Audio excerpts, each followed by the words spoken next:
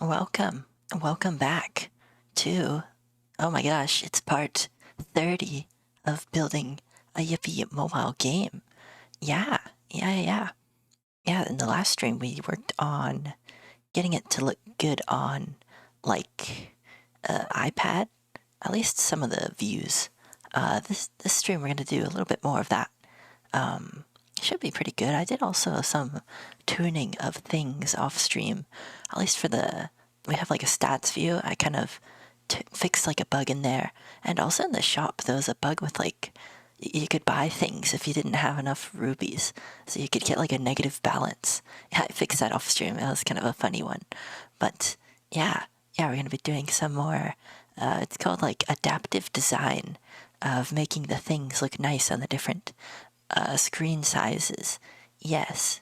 Yeah, we want our app to be usable by the masses, by everyone of all iPhone and iPad size classes and such. Yeah, yes, that should be good. Yeah, but without further ado, let's jump into it. Yeah. Here we are. Here's kind of where we left off. We were working on this gems view here. Are you fully in the Apple ecosystem? Oh yeah, welcome, Dolphinber. Yeah, it's fully ingrained in the Apple ecosystem. We've got our tentacles within the Apple company. Yeah. Yeah, this app is definitely gonna be like at least yeah, it'll be iOS only. Yeah, just because I've never built an Android game before, like an Android app. Yeah, I've done like a whole bunch of iOS stuff. Like I've made many iOS apps, but never Android. Yeah, not that I have anything against Android, but it's just kind of what I know. At least the Swift and stuff only works with like, iOS and iPad OS and such. But you can use Swift to write like Mac apps too, and Apple TV apps and the like. It's quite interesting. Yeah, for those very kind of niche platforms. Oh, also like WatchOS. Yeah, like for Apple Watch. Yeah, you can make like Apple Watch apps with Swift. And also now there's the new headset, the Apple Vision Pro.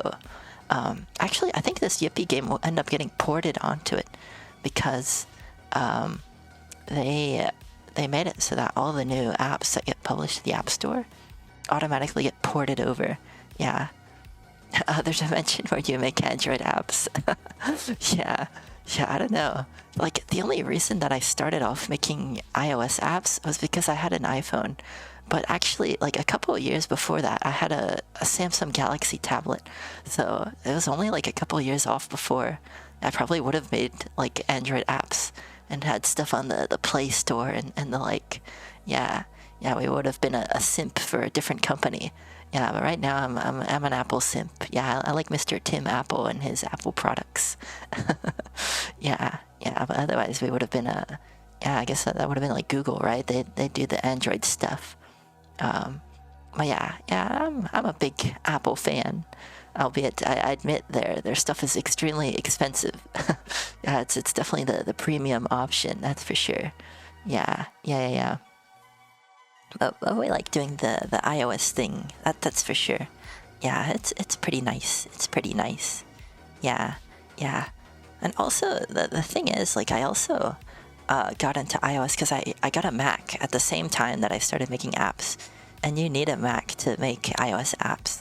Yeah, because you gotta like compile it in this like Xcode program. Like I'm coding in an Xcode. And you need this program, which is only available on Mac, to be able to publish to the App Store. Yeah. So it's all kind of aligned together. And yeah, now we do the iOS app stuff. Yeah, so that's good. That's good. But yeah, definitely nothing against Android users. I used to be one myself for a little bit, but yeah, just because I don't know Android stuff, that's why. But yeah, we've got some good stuff going here. Like, I think in the last stream we tried to make this like little gems part in the shop look nice on iPad. It was kind of giving us a little bit of troubles. Yeah, because it was a bit oof, like it was cropping a lot. So I was just kind of like, oh, let's work on something else. Yeah, so actually off stream, I did a little bit of stuff with the stats view. Yeah, so before there was like a big like yellow square below this, like a big giant yellow rectangle below this stats view.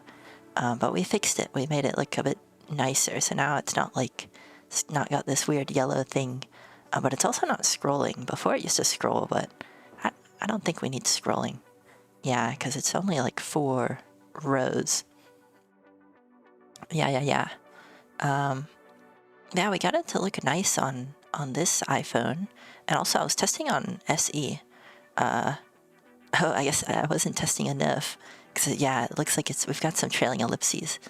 Yeah, so let's make sure we kind of scale it down when we need to. Yeah. So actually, for that should be pretty easy.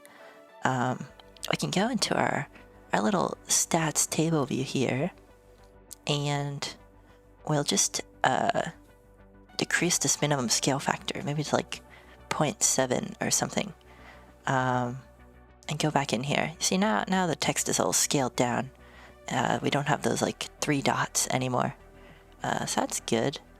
Yeah, although weirdly enough, I tested on my actual phone, and this text looked much smaller. So I think I need to like test it on my phone too. Even the previews and the simulators aren't as accurate as like an actual device. So yeah, we'll do some like extra thorough testing and make sure the things look quite nice on the different screen sizes for sure. Yeah. But yeah, I think I haven't really tested this on the iPad. Yeah, this stats view. Oh my goodness. Look at that. That's microscopic text. Yeah, we need our rows to be much larger on iPad. Yeah, lest we need a magnifying glass to look at our app. Yeah, that would not be very good. Yeah. So we'll make it look a little taller, like these rows, and then increase the font size, and that should kind of do it. Yeah, but only for iPad.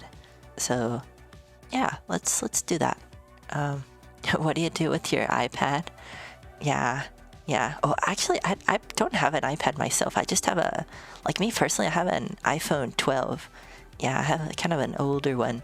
I guess relatively older now. But yeah, I use that for testing some of the things. Yeah. But yeah, I kind of do want an iPad though, because then I can like test on multiple real devices. Because sometimes like in this Xcode program, the simulator isn't enough. Yeah, like sometimes it's not very accurate. Yeah, like I might pull up like the iPad simulator, and then it's like on an actual iPad it looks much more different. Yeah, so definitely gotta keep out an eye for that, to keep one eye open and test on the real devices for sure. Yeah, but I guess like on my own iPhone, I do play a lot of mobile games. Yeah, I'm a very avid mobile gamer. Yeah, as one might expect. Yeah, being a mobile game dev, I'm also an avid mobile gamer. Yeah, because it gives you some inspiration too, like how to design UIs and stuff, like where to put buttons and things like that. But yeah, I'm a pretty big like gacha gamer. I play many gachas, many mobile gachas, albeit I don't spend money on it. I'm kind of a cheapskate, but I play enough to where I've got a lot of stuff, but without the premium stuff. Yeah. So I like to play some gachas, some Clash of Clans. Yeah, some non-gacha too. Yeah, we like to do the mobile gaming all around. Yeah. Much recommend. Very, we're like a mega mobile gamer, that's for sure. Yeah, I don't even actually know, like, do I spend more time playing mobile games or desktop games? I feel like it's more so, I'd say probably mobile games actually, now that I think about it. It used to be the opposite, but yeah, we've gotten much more mobile oriented over the years. Yeah, we've become less of a true gamer, I guess. Although definitely, I'm planning on doing some real desktop game stuff on stream. Like we'll probably be playing the Elden Ring DLC when that comes out. So we'll get back into the groove of the desktop gaming. That'll be good. That'll be good. But yeah. Let's see what we've got going on. I think, I think with our thing here, we need to make the rows a bit taller and the text a bit larger. Actually, yeah, we'll make this much larger. What if I make this like a 400? Yeah, I wonder. Actually, what we'll do is we'll make another preview here, and we'll give it like whatchamacallit, the little iPad thing. We'll make it like a iPad preview. Yeah, so we'll just add this line over on the other thing. Yeah, that'll be good. Yeah, now we've got an iPad. So, if we change the text to be like ginormous, then it probably should show. Unless we scale it down. Depends. Yeah. Oh, wait. We need this to be true. Yeah, for it to show. Yeah, now we've got gymongous text. Yeah, probably not so big that we want it. Yeah, we'll probably make this much smaller. So it's not so overbearing. Yeah, maybe like this. I don't know. We'll try and push our limits. Yeah. But yeah, we like to do the mobile gaming stuff around here. Yeah, I can name a couple gachas I play. Like I've been playing Puzzle and Dragons. Yeah, that's a good gacha. But I've been playing that literally since it came out. Since I was like, well, I don't want to date myself, but I've been playing it like at least like 10 years. Like, oh my gosh, that's like probably one of the longest obligations I've had. I've been playing that game for so long because it's very good. It's like a puzzle game where you can like collect different monsters and things, and you kind of match puzzles and go across different, like they've got like dungeons and you can collect different things. It's very good. It's a Puzzle and Dragons. Yeah, actually I'll pull it up because it's, maybe some have seen it, but it's very good. I've been playing this for the longest time. It's definitely like I would say it's probably my favorite mobile game, actually. Yeah, maybe even my favorite mobile app. Yeah, maybe next to like the YouTube app, just because I like to scroll. We like to do the scrolling. But yeah, this is probably like my favorite mobile game of all time. Puzzle and Dragons. Yeah. And sometimes I do like ads on YouTube, and so yeah, it might be known around the parts. But I've been playing this since like since it came out, like 2013 or so, like a long time. But yeah, I have not spent any money on it, surprisingly. Yeah, so we've been doing the thing for quite a long time. Yeah. I'm not sure. Well, what other games have I played? What other gachas have we done? Yeah, I like there's a gacha called Food Fantasy that I've played a little bit. Yeah, you basically collect like waifus and stuff, and you can go through the thing. I like to do that. I'm a big weeb, as you can probably imagine. Yeah, so we like this gacha. What else? I play another gacha called Bleach Brave Souls because I'm a big Bleach fan. I will show Bleach. It's like it's whatchamacallit. It's one of those. It's like based off an anime. It's like an anime gacha. Yeah, and actually, there's a new anime like arc for Bleach coming out. Like right now, it's like called the 1,000-Year Blood War, and it's based off of the last arc in the manga. And it's actually one of my favorite arcs. And like they already had 2 seasons come out, and the 3rd one's coming up. And the fights are gonna get crazy. Like there's some crazy fights coming up. So would highly recommend watching that one because that is good. Yeah. Well, that is a good anime. I would highly recommend. Indeed. Yeah. So a couple gachas we play. Those are only a couple. Yeah, I play even more. Yeah, we really like to do the mobile gacha gaming. Indeed. But without spending any money. Yeah, because we're cheap like that. Yeah, but would highly recommend. Yeah. Well, let's see if we can get this to look good on the iPad. I think we can. Yeah, let's take a look, because I think I just already changed like the row size and the whatchamacallit, the size of the things. Oh wait, it doesn't look like it's really changing size. Let me try running this in the simulator and see. We'll take a look. We'll take a little bit of a look-see. Yeah. I'm so glad nothing came up when I searched those images. Yeah, I always gotta be careful doing the Google image searching.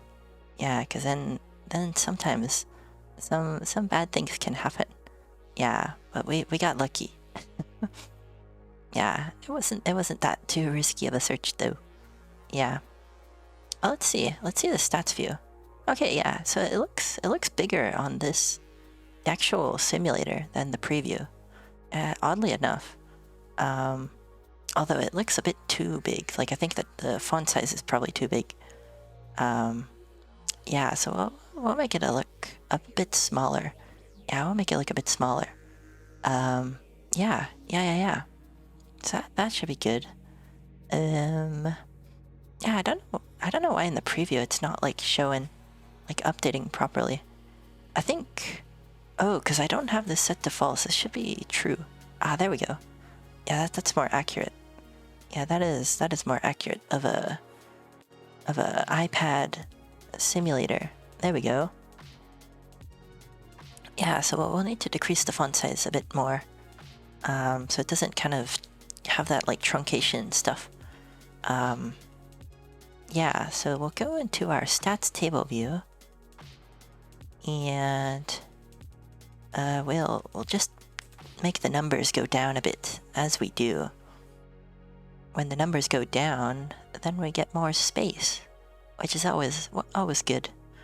Yeah, let's see. Let's test again. Or actually, we can just show in the preview. Here we go. Yeah, so we'll make this go down a bit more. Yeah, so we went down 10 font points, but we'll go down even more as we do. Yeah. So that should be good. Let's test now. Okay. I think probably our header font is too big, but it looks like the row font is good. Yeah, I think so. Yeah, let's make our header font for like the table a bit smaller. Yeah, so here's this, which I'll adjust it ever so slightly. And there we go. So that looks like a nice size, but it's probably, I don't know, actually. I don't know. You know what? I think it looks kind of oddly at the bottom and not really taking up a whole lot of space. So here's what I'm gonna do. I'm gonna do something a bit cheeky, and I'm gonna make it wider only on iPad. And then we'll probably even up the font size even more. Yeah, because at least with the iPad, you can have more space to do things. Yeah, so now we've made it a bit wider. Because the thing with iPad is it's like the ratio of the height and the width is different on iPad than iPhone, right? Like iPhones are very long and skinny, and iPads are more like square.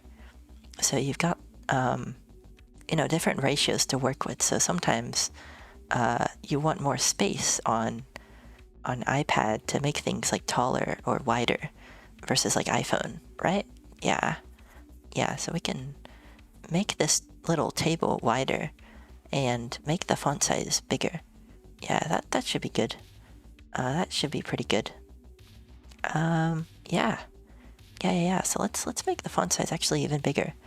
I know I tuned it down a bit, but now that we've got our table to be a bit wider, we can make this a bit larger font size actually. And we should have like a little more room to do that. Yeah.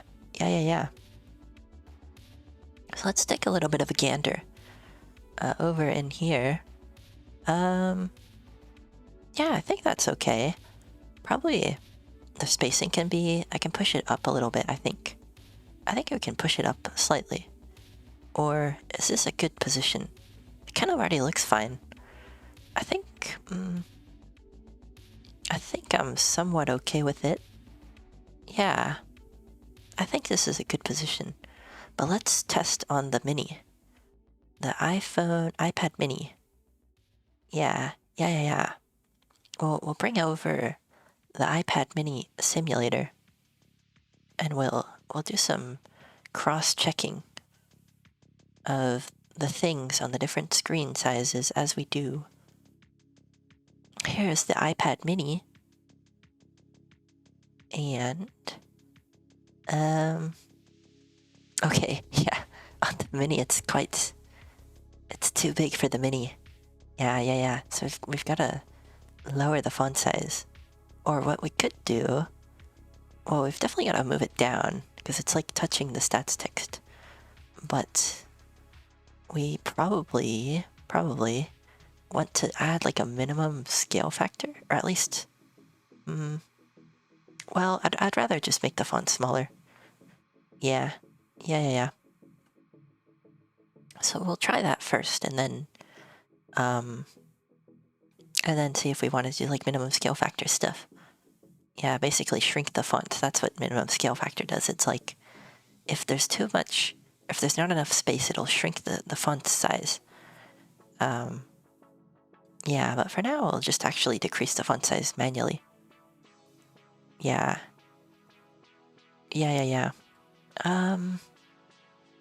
we'll probably want to increase this ratio for iPad. Yeah. So we'll do this. And probably make this like, make it go down a bit more. So like 10 or something. Oh, we need to update our preview. Yeah, slightly down. Like maybe that's okay. Or this. Yeah, we'll do that. And then we'll probably decrease the font size. Yeah. So I think it wasn't looking nice on like both the row, like the header and this side text. Yeah, so what we'll do is we'll make this a 55. And we'll probably do the same, like make this like a 70, I want to say. Yeah, we gotta find the Goldilocks zone again of the font sizes. Now let's check on iPad mini. Yeah. Okay, that's almost good. It's positioned appropriately, and we've almost got it looking nice, minus like some small trailing ellipses. So what I'll do actually is I'll increase the minimum scale factor. So it scales down a little more. Yeah, that way it's not like too bad. Yeah, I think so. So we'll go to our minimum scale factor code, and we'll scale it down a little bit, just ever so slightly, because on my real device it looked a bit too small, but if iPad needs it, then we can do it. Well, actually, we can add the minimum scale factor only on iPad. That's something we can do. That's probably better, I think, now that I think about it. Yeah, like this. We can increase this on iPad. Or decrease it rather. Like 0.5. Yeah, now this should look better. It should scale down. Yeah, let's see. See, now it's scaled down. The enemy's defeated text no longer has the 3 dots. That's very good. That is very nice. Yeah. So that's... Actually, I think this is done. Let's just confirm on the iPad Pro, and then we'll see. And then we'll take a look. Yeah, so let's go here. And we'll swap it over. And take a look. So here is the iPad Pro. And... Okay, here's the thing though. It's a bit too far down than I'd like. Yeah, that's a bit too far below. See, there's a whole bunch of space between the table and the stats text. I probably want to get it to go up a little bit, while also still allowing it to look nice on the iPad mini. Yeah, we'll find another Goldilocks value for that.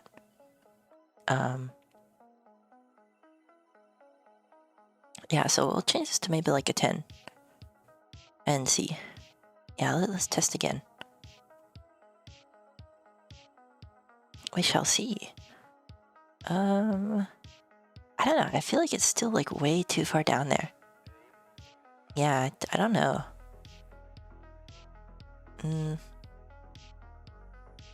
Yeah, let's see what we can do. Because one alternative is we just make the rows larger, but that might not be conducive to success. Yeah, at least the 9 doesn't work on the mini. What can I do here? Perhaps... Let's see.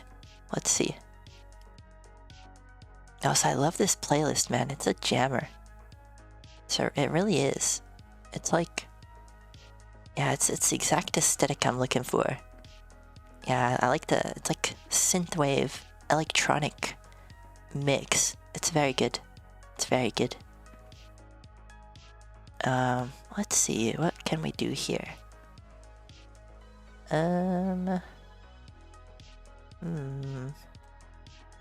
I was thinking on doing something with this spacer as a kind of alternative to make it go up.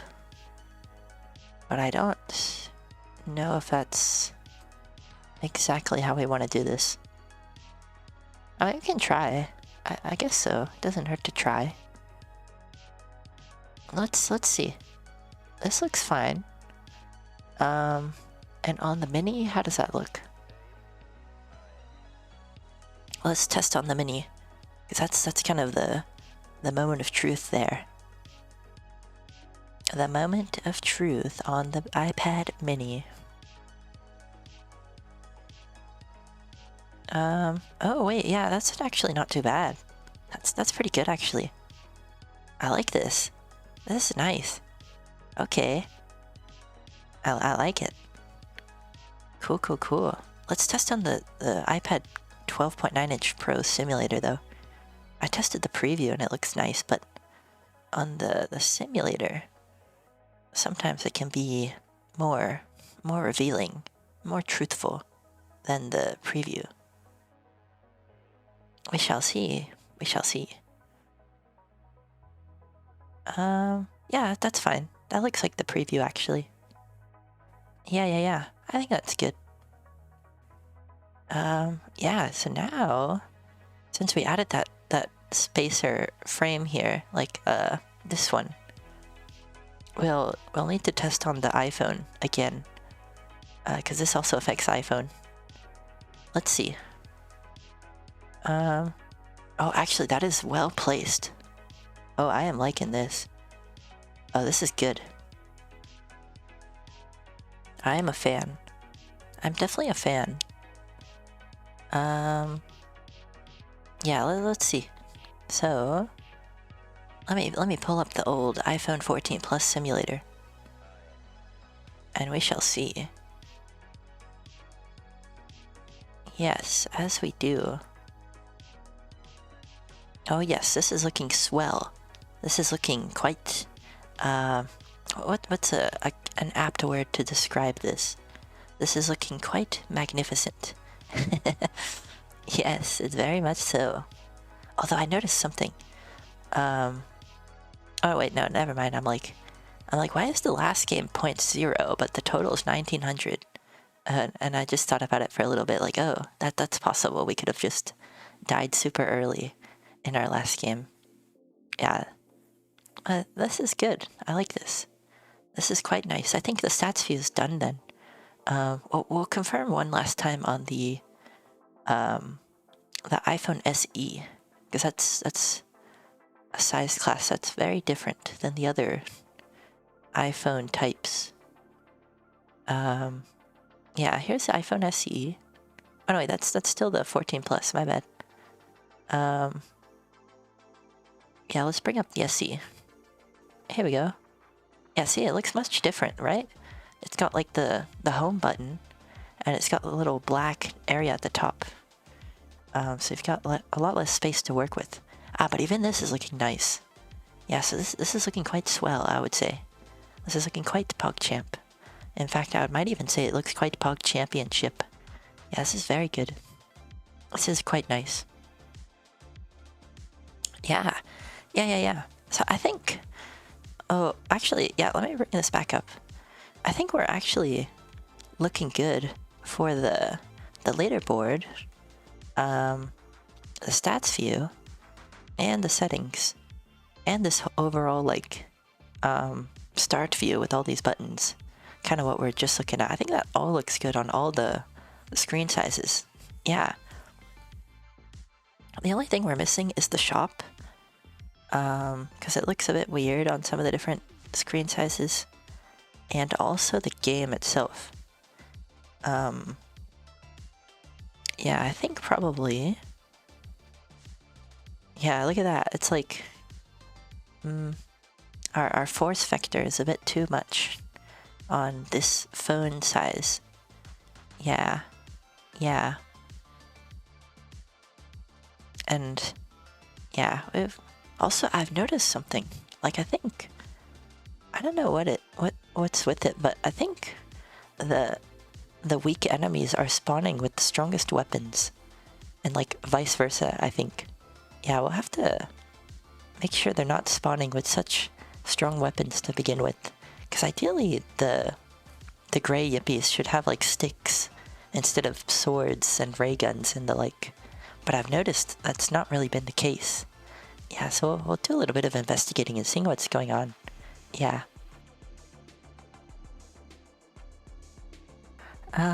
Yeah. So let's do some research into why that could be happening. Yeah, kind of a little aside from the whole iPad, iPhone conversation. We'll go into debugging this. Yeah, like why did the gray Yippee spawn with such strong weapons? I have an idea why. I feel like it's because of some switch statement numbering that I changed a couple, like 2 weeks back. And it must have affected this. Yeah, let's see.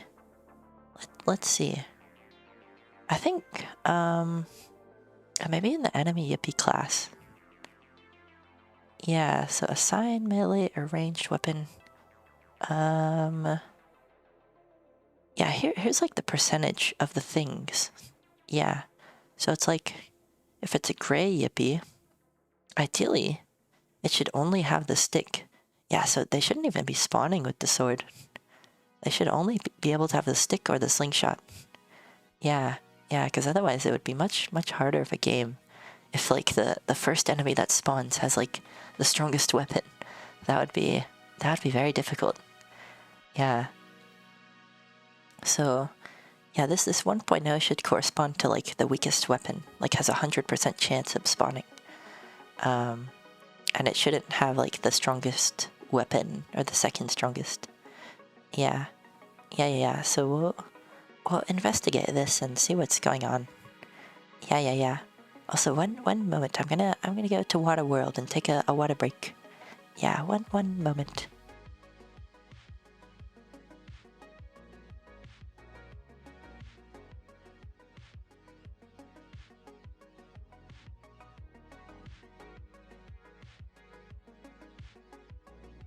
Alright, I'm back. I'm back from the waterlands. Yeah, they have good water there. Yeah, let's see. So, yeah, ideally this should be spawning us the whatchamacallit, the stick and not the sword. So I guess like whatever this power is, it's not really corresponding to the right weapon. Yeah, so actually, where's the weapon being assigned? I think it's being assigned over... let's see. So, yeah, this is where the weapon's being assigned. So ideally, if the power... If this is like a 1, we should get the stick. Yeah. Let's see, how is this working? Weapon.power equals power random number. Yeah, what is this random number? Perhaps this could be what's going on.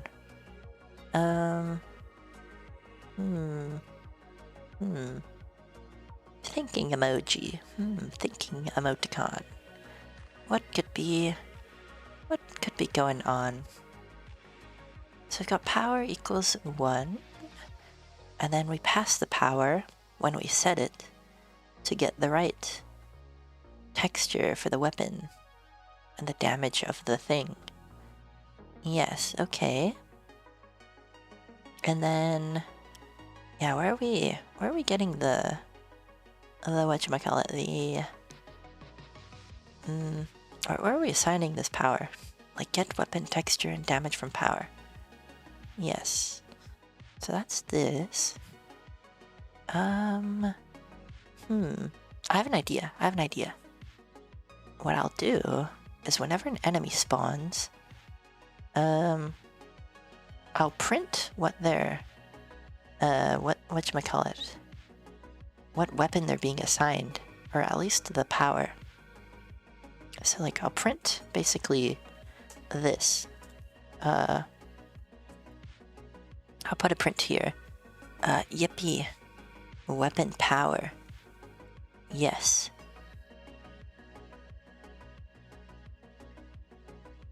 And we'll see what we get. Because I have an inkling that this is not the right value. Indeed. Let's see. Because that would make sense if that was incorrect. Yippee weapon power 0. Oh, it's defaulting. Okay. Yeah, that should not be 0. That should be 1. Okay. So now we know what's happening. It's not setting the power to 1. It's setting it to 0. So basically all the enemies are spawning with swords and ray guns. Yeah, that explains a lot. Yeah. Yeah, let's see then.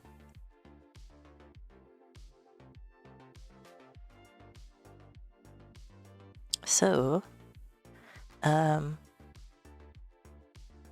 yeah, let's see. Why is it giving back a 0 here? Maybe it's this random number function. Yeah, I think probably... probabilities don't count -1. I basically just yoinked this off of the Stack Overflows. So, maybe yoinking the code might have put us in a bad spot. I see what's going on here. Yeah. So there's a range here of like 0 to some. Right. Okay. Okay. I think I know how to fix this. I have a feeling I know how to fix this. So if this is 0 to 2, maybe we just increase this to like a 1. Yeah. Yeah, I think so. I think so. Let's test this again. And see what the enemies spawn with. Oh, wait, we need to test in this game view. Now let us see. Let us see what power the weapons have. They should have sticks now. Oh, it crashed. Uh-oh. That's no good. Let's see, where did it crash? We shall see. So, we'll open up the iPhone SE again, and we'll see where this is crashing. Because when you run it in the simulator, it'll tell you what line it crashed on. Here we go. So I've gotten out of bounds here. Or no, can't get random value with an empty range. I see. So it has to be like 0 to 2. Okay, so I probably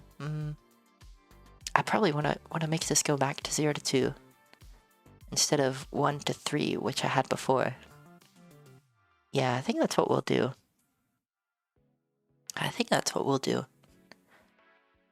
So in our enemy Yippee class, or rather, in our weapon class, we'll change this to like 0 to 2. Yeah, so that way we get like sticks and swords and sticks and stones, and they won't break my bones. Yeah, things of such natures. Yeah. I've got rock, arrow, and laser for the ray gun, the bow, and the slingshot, and then we've got the stick, the bat, and the sword. And yeah, we should ideally be getting the sticks and the slingshots to spawn now, instead of the sword and the ray gun, which is the default. Yeah, because it was 0 before. Yeah. Yeah, so then the power should default to 0 here. Yeah, but I feel like this might cause some issues in our game code. Let's see, power, because I think I'm referring to the power in some places. Let's see. Yeah. I think, yeah, I'll just do a bit of confirming of the things as we do. Yeah, here we go. I knew I changed this. This should be 1, 0, and 1. As well as this. I was like, I knew, I had a feeling in the back of my mind I changed something. Yeah, same here. Indeed, we changed some of this. Alright. I think we're good. Yeah, we'll just have to make sure the textures are the right size, because I think what I just changed affects the size of the textures. Yeah, for the weapons, the weapon textures. Well, let's see. Let's see what we're working with. We shall take a little bit of a gander. Okay, we have a bat now. That's interesting. Okay. So they're spawning with the right weapons. Although I've noticed when the rock hits the bat, it kind of freezes the game. We've got a bit of a glitch with the projectile collisions, where I think it's doing like 1,000,000 collisions at once or something. Yeah, let's put away our bat so it doesn't happen. Yeah. Look, that now they're spawning with the sticks and the slingshots, which is very good. And then we just took a laser beam to the face. Ugh. That's alright, because I think the orange ones can have laser, like ray guns. Yeah, we'll actually confirm. We can check that. Like the orange ones, yeah, they have a 40% chance to have a ray gun. So that's a thing that can happen. Yeah. Anyway, though, I think... I don't know. I went from doing like iPad stuff to now fixing bugs. I kind of want to fix that bug with the collision stuff. Sometimes the bugs pop up and I'm like, yeah, we gotta fix it. So, yeah, that collision one where like the rock hit our bat and it froze the game. We'll fix that one before we proceed. Yeah, so let's fix that. Yeah, I think that's...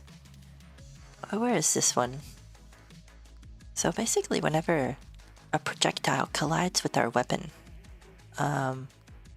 we want it to not do so many collisions at once. Yeah, let's see, where do I handle this code? We shall take a look. Take a little bit of a gander and see. Let's take a little bit of a gander. So,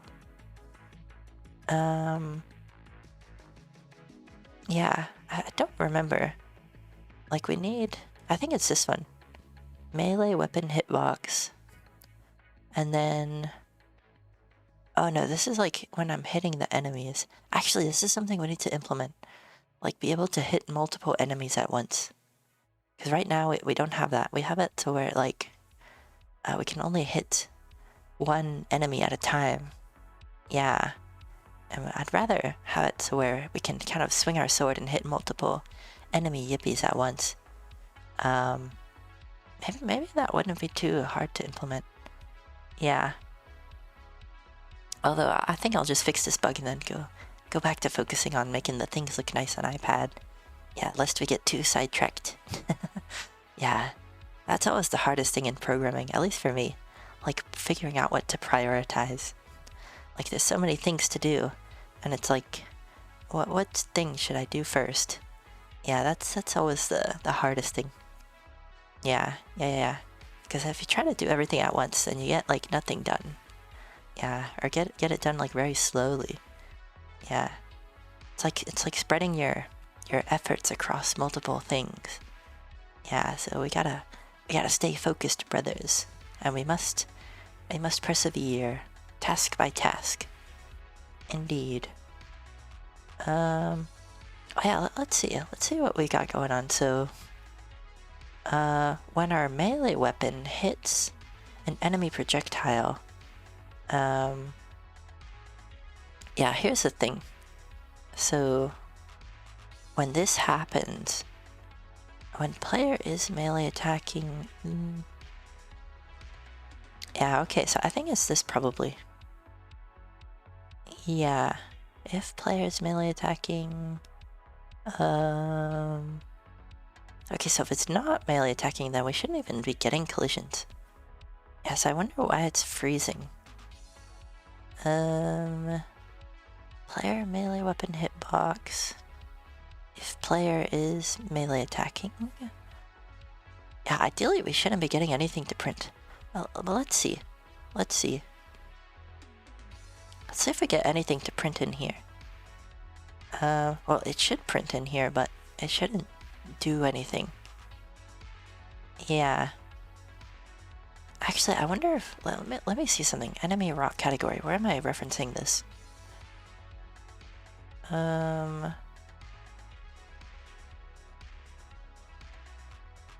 I've got it here. This is when a rock hits us.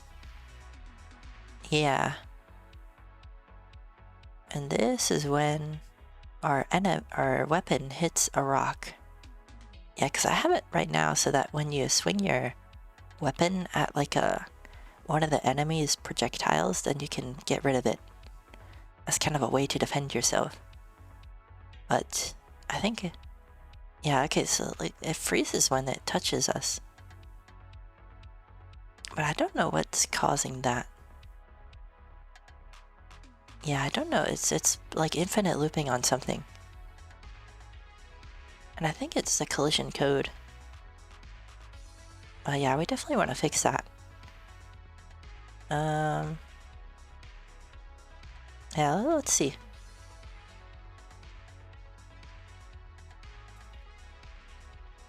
Perhaps.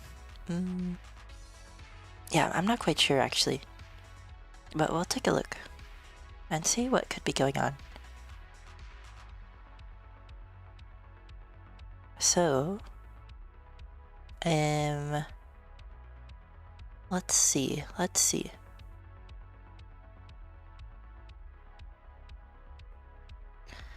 So let's try getting hit again.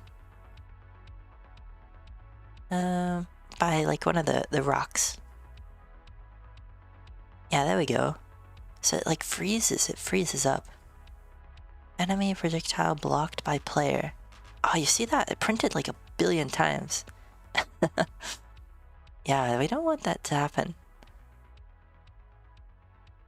Yeah, ideally that should not be happening. So, well, actually this should happen, rather. But only if the player is melee attacking. Yeah, so actually what I'll do here, probably, I think this might help, but we'll do this. Like, if the player's melee attacking, then do the thing. Yeah, I think so. I just gotta make sure it's not gonna affect everything negatively. Yeah, because if we put it up here, like, and, or rather, if like player is melee attacking, and the thing, we can take this out of our condition. Like, this is melee attacking stuff. Because then we can just assume that they are. Yeah, that'll be good. Now let's see. So let's see if our game freezes when a rock hits our bat. We'll see. We added a little extra condition. So I think it should take care of it, but we'll take a look. So let's see if we get any rock shooting yippies. Oh no, we're still freezing. Okay. So maybe it's not that. Let's see if it prints anything though. Okay, it's not printing anything. So it looks like that's not the issue. We've got something else going on. But I do think it's collision related. Yeah, that's what I'm thinking. That's my hunch. Yeah, it's definitely, I think, collision related. So we'll take a look and see. Yeah, let's see where our melee weapon hitbox code is being referenced. And see what could be causing this. We'll do a little bit of Sherlock Holmes investigating into the noodle code, and I'll take a little gander and see. Yeah, we've got some noodles to untangle. We need to find the start and the end of the noodle to figure out what could be causing this bug. So, yeah, I don't think it's this, because I added this condition just now, and it's not printing anymore. Let's see. As this is the only time where we're dealing with like the player's hitbox. Yeah, here's what I'll do. Maybe it might be when the rock hits us. Maybe it's this. Yeah, I think probably. Yeah, but we like to do a little bit of debugging though. Yeah. I think maybe it's this. Like, this is the rock hitting the player. Yeah, so I think maybe what could be happening here, it's trying to like, yeah, so if it's like, if this was if the rock collided with anything and the player was not recently damaged, I think it's trying to remove the node like a billion times here. I think so. I think that's what's happening. Let me put a print in here and see if it's like trying to print a buttload of times. Like rock collided with object. I'll put a little exclamation mark to make it, you know, all that more important. Yeah, because I feel like that's what's going on here. I think it's like it hits the bat and it does like a million collisions. Let's see. Let's see. Let's see what prints. Oh yeah, look at that.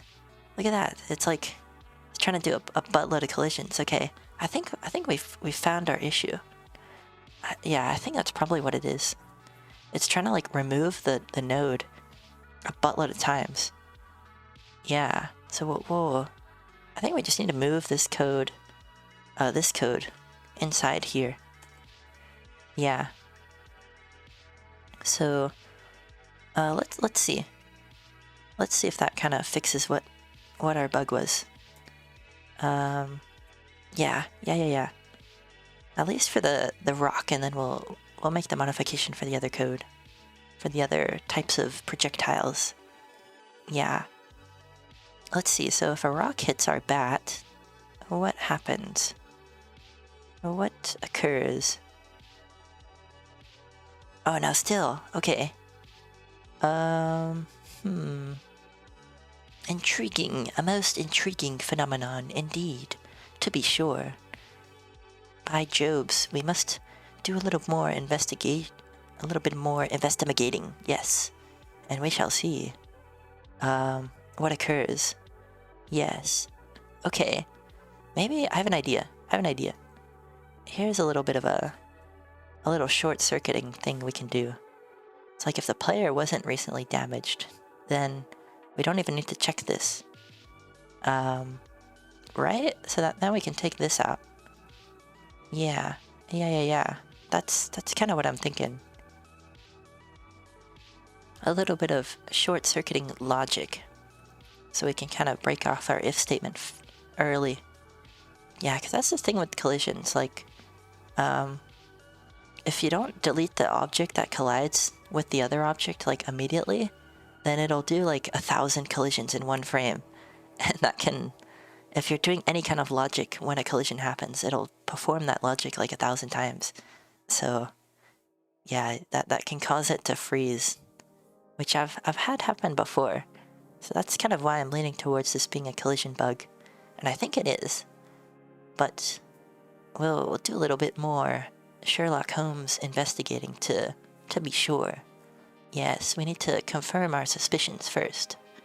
As we do. Yes, programming is much like a detective job when you're trying to debug. It's like, yeah, at least I've felt that way. It's like, you know, when the thing breaks, it's like, where did it break? We gotta find the right line of code and test things out and confirm our hypothesis. Yeah. Well, let's see. I don't know if this'll fix it. Although, let's see. Where is this enemy rock category stuff happening? There's also this, I've noticed. Although this isn't being called because it's not printing this. Yeah. But let's see. So, I think... I also had this code that I commented out before. I don't recall why I did this.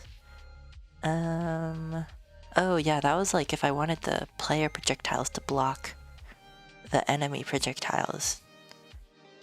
Yeah. Which, yeah, we don't need to do. But I think with this code, let's see. We'll take a look. And we'll do a little bit of investigating. So if the rock hits our bat, what happens? Oh, still, okay. Interesting. Oh wait, it did like a bunch of collisions too. Like, I think we just died off it after getting hit by one rock. Interesting. Interesting. It looks like the rock is hitting us like a bunch of times. Yeah, I don't know. I don't know. So if the player wasn't recently damaged, then we damage the player, and then... yeah, this should remove the rock. The rock. Let's see what the rock is cooking. What is the rock cooking? I think something interesting is probably going on here. Player was recently damaged. Or like player hit by rock. And we'll also get rid of the print statement in here because we're no longer checking this. Yeah, we fixed that bug. We got a little sidetracked with this bug, but I think it's important. Because I don't like the game freezing. It's kind of...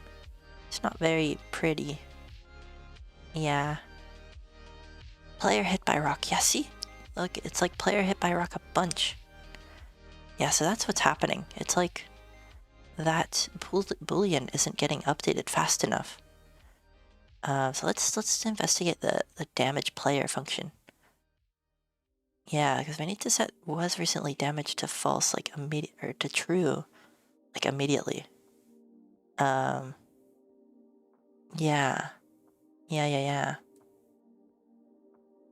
So maybe we want to put this up here. Yeah, and then there's this create health bar stuff. Yippee was recently damaged false. Okay. I have a feeling I know what's happening. I have a feeling. Yeah, I don't know if the player is being... that variable is ever being set to true. We'll print it though. Just in case.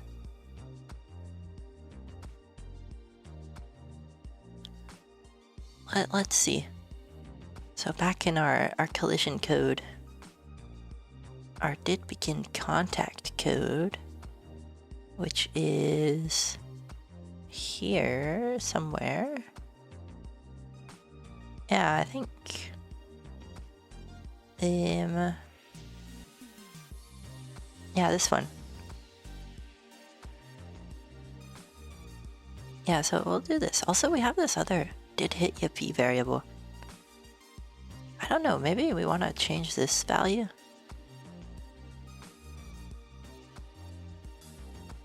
I think we had some bugs with this actually. This did hit yippee.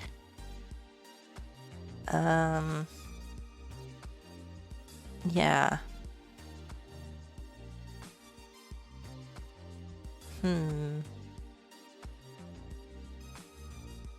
I have a feeling such a thing could happen.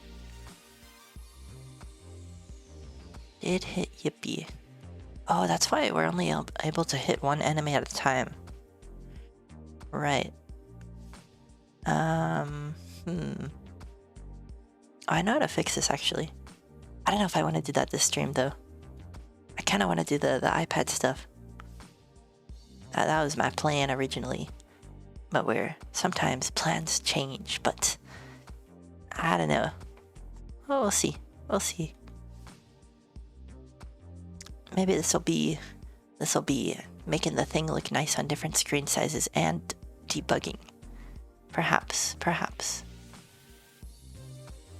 Untangling the spider webs of the bugs.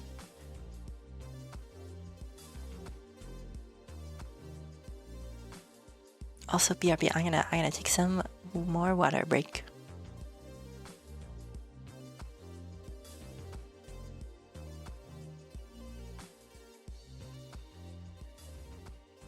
Alright, I'm back. Yeah, here we go. let's see. Let us see. So. This gets called a bunch. Yeah, let's print this. Like, player was recently damaged. Because I have a feeling this is not getting updated fast enough. Like, if not player was recently damaged, then do this. So this gets set to true, then this is false. Oh, wait. I have an idea. I think it's probably because of this. You need to put, like, parentheses around this or something. I think so. Order of operations. Let's see. Hopefully it does that player hit by a rock only once. When the thing happens. Oh no, okay. Now we're freezing again. But it seems to happen when we get hit by the bat. Or when it hits the bat. Yeah, see, the player was hit by a rock once. Like, that only printed once. So that's fine. But it's... I think when it hits the bat, it's not good. Because when I turn, it doesn't freeze. Yeah, let's see. Let's do a little bit more investigating. And we'll take a little bit of a look-see. As to why we kind of freeze a little bit. Yeah, we'll untangle the bug. And we'll see. We'll see. So... let's see this enemy rock category. We shall see. This controls our collisions with the rock that the enemies throw at us with their slingshots. Yeah. So I think something could be going on. Definitely. I think something most interesting could be occurring indeed. We shall see. We shall do a little bit of debugging and see.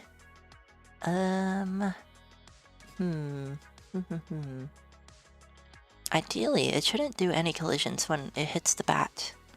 At least if it's not attacking. Oh, you know what I think is happening? I think it is colliding with the bat, but it's not breaking out early. Yeah, we need to, like... I don't know. How can we do this? We can, like... make it not collide with the bat if it's like... if the weapon isn't swinging. Perhaps something of this nature. I think so. But let's see. Let us see. So... yeah, that's kind of what this is. Let's see if our, like, bat category... like the player is bat. Let's see. I forgot what I called that. It's a certain category bit mask I put in here. Some collider type. Like the player weapon or something. Player melee weapon. Yes. We shall see. So... oh wait, we're not really... wait, are we even handling collisions with this? Oh wait, that could be what's happening. Maybe we're not even handling collisions with it, but we're allowing it to collide. Oh, interesting. I think maybe I commented out some code for this. Okay.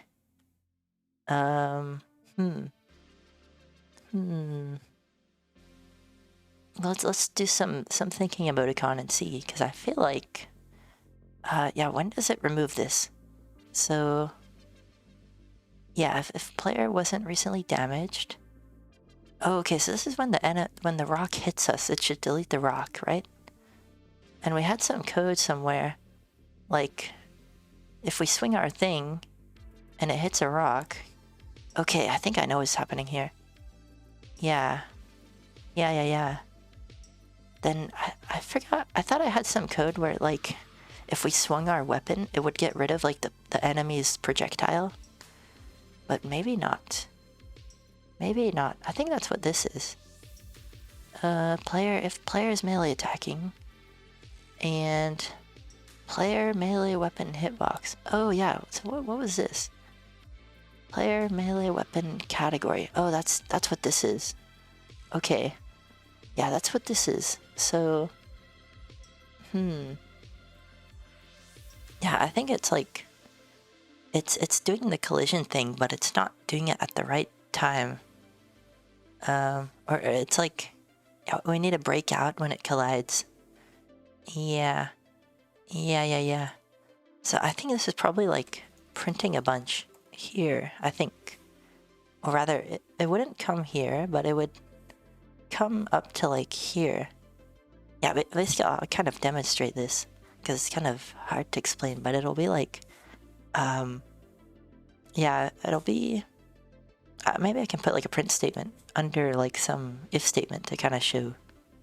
But yeah, basically it's doing something weird where it's like, if the rock hits the bat, it does like 1,000 collisions at once. And it's not, there's nothing like stopping that from happening.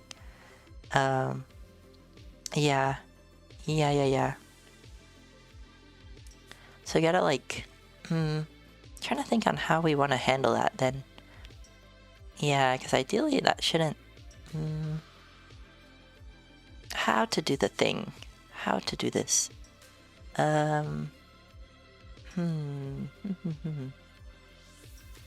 Yeah, like, because if I took out this condition, like, it would put, like, or rather, if I took this out, it would print, like, 1,000 times here. Yeah. But this is essentially already happening. Like, up here. Yeah. Although the same thing would happen with the ground, right? Like, the player is constantly colliding with the ground. So... Oh, but we're not handling the contact between the ground, I don't think. Am I? Let me check. It's like the player... When I'm creating the player... yeah, I am handling contact with the ground. And collision. And also... the player melee weapon hitting the enemy rocks. Yes, okay. Yeah, this is interesting. I'm not sure. I know what's causing it, but I'm not sure how to fix it. There's like... Yeah, let me see. So this is ground category. So I put that for the player's collision bit mask and contact test bit mask. And then... Let's see, where am I creating the ground? That's here.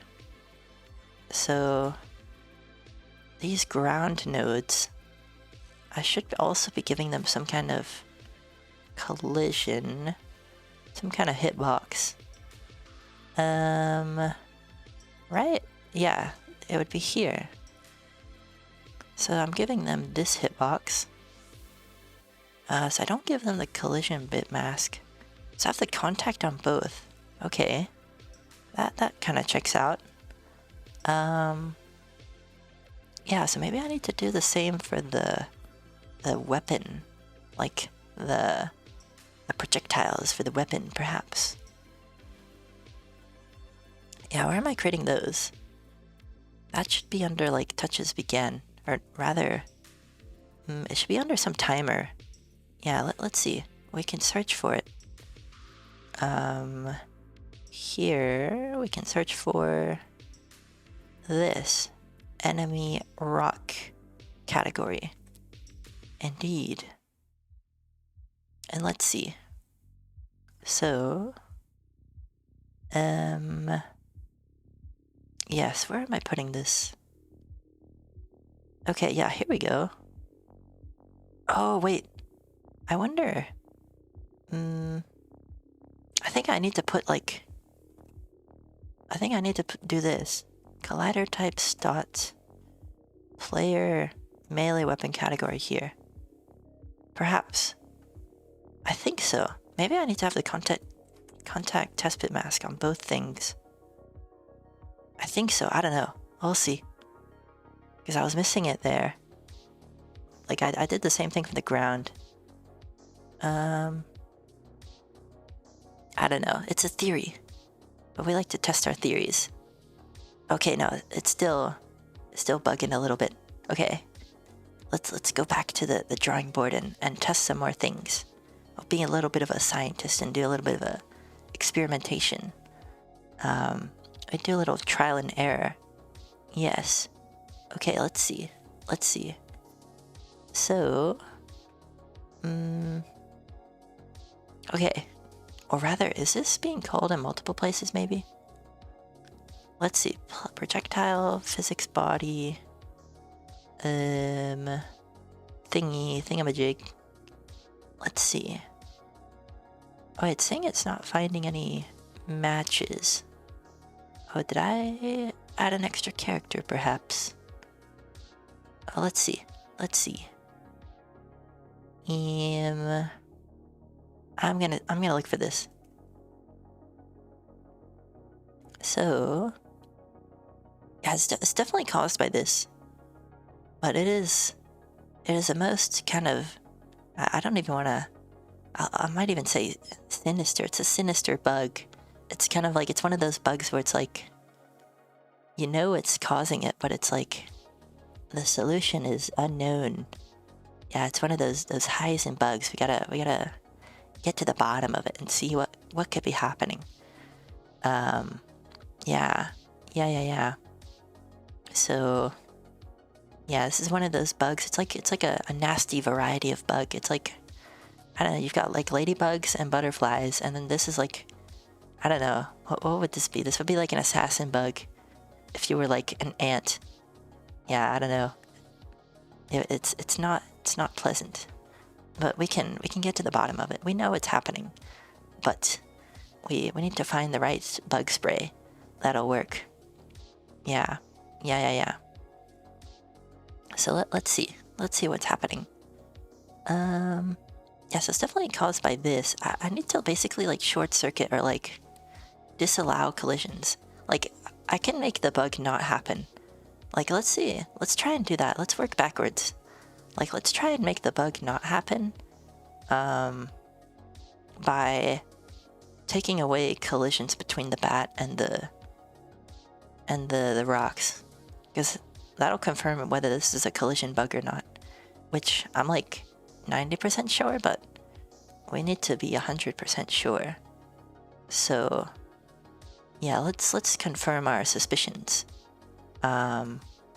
Yeah, so here's player melee weapon. So let's do this. We'll take out this code here, and then also in our whatchamacallit, in that timer that we changed, we'll take out this.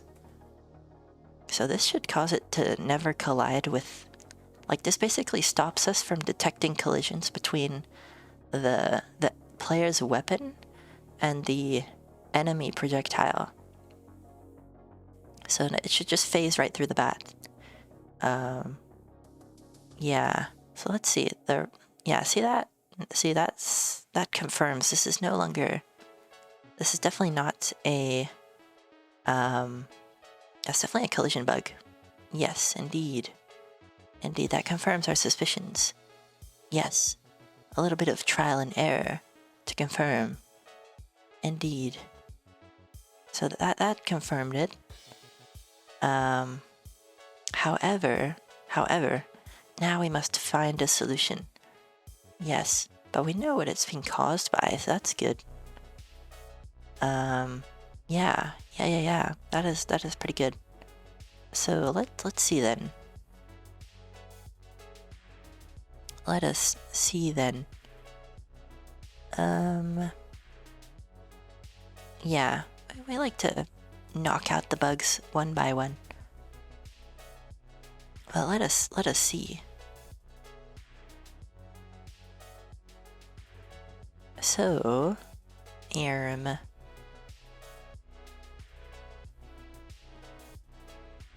I think,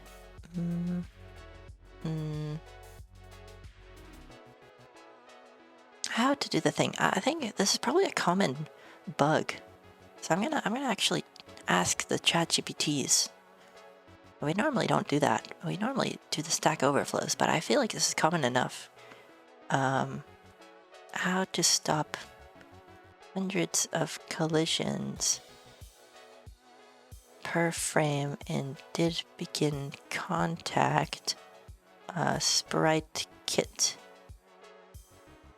Let's see. Let's see what does the OpenAI guru say? Collision and contact categories.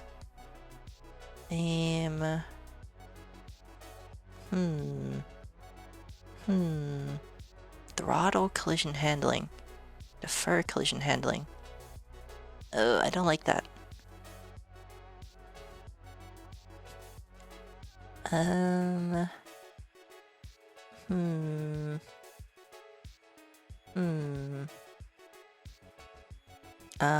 Let's see. Let's see. I'm gonna show kind of what I'm gonna search. Let's see. So basically, the bug here is that sprite kit object colliding with other object did begin contact happening multiple did begin contact freezing game. Yes.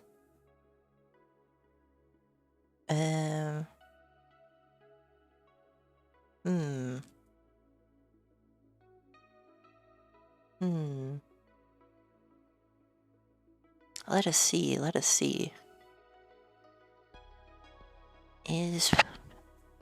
Oh, my bad. Sorry if you heard that. That was there's a little bit of there's a little animal flying around in my room. Yes. Yeah, let me show kind of what I'm looking at. It's an interesting one. It is an interesting one. Yes. Yes. So the solutions here are to like do something with the thing. I'll zoom in. Yeah, let's bring this up. We'll bring it up, Jamie. We'll bring up the thing. As we do.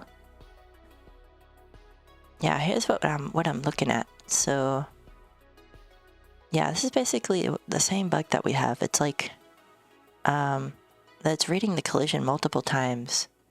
But we don't want this to happen. So yeah.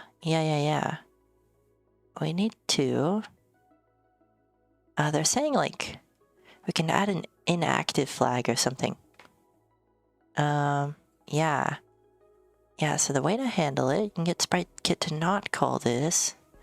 Make sure your contact code accommodates this. Adding to the score multiple times, removing lives, trying to access a node. If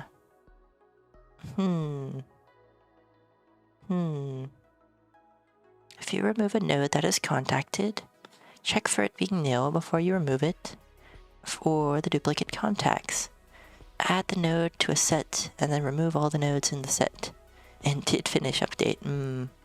That's a bit overkill. Let's see this. Yeah. Sprite kit registering multiple collisions for single contact. Yeah, but this goes to show how old of a framework sprite kit is. Yeah. I was using it when I started iOS development, which was back in 2016. Yeah, so this question is from 7 years ago. So yeah, I still like to use the old tech, I guess. Yeah, let's see. So, let's see what the solutions are. Yeah, let's see. If bomb is nil, return. Yeah, so I want to like return if the thing doesn't need to happen.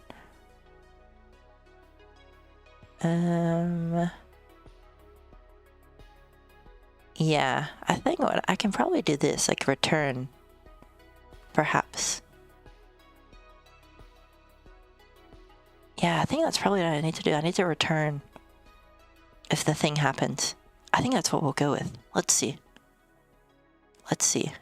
So basically, like, if node A equals, I guess this will have to be for every type of weapon, like any of these, right?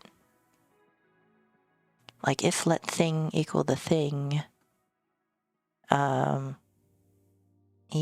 we'll put it right at the top so that we return early. So if it's any of these, and then we also need to check the other condition. If the player is not melee attacking, then yeah, then we return.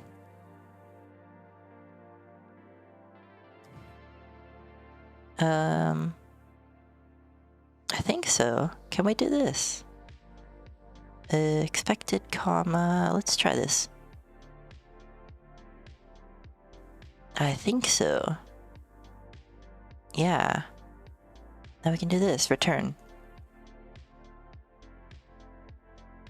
And then we'll just print this here to make sure we're doing the thing in the right place. Yeah, like enemy projectile collided with a player melee weapon while the player wasn't attacking. Melee attacking. Yeah, it's a lot, but yeah, that's kind of what we're going with. Yeah. Let's see. So I think having that return there should be good.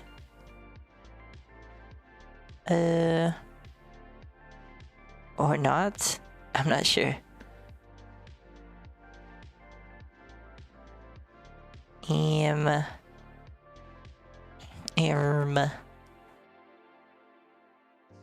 Perhaps. How many collisions is it doing? It's doing quite a lot. Look at that. That is a lot. Oh, I know why. Because it's like it's colliding every time it even touches part of the bat, and it keeps touching the bat because the bat's a long weapon. Yeah. Okay. Okay.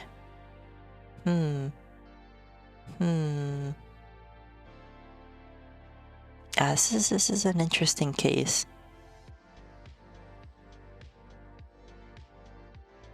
Let's take out the print statement, see if that kind of optimizes it slightly. Oh no, still. Oh no, it didn't load yet. Now let's try it. Let's see. Yeah, still freezing up a bit.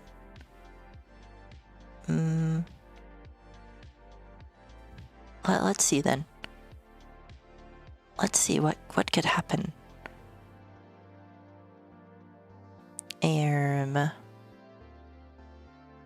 Perhaps something could be occurring indeed. Something indeed, I think.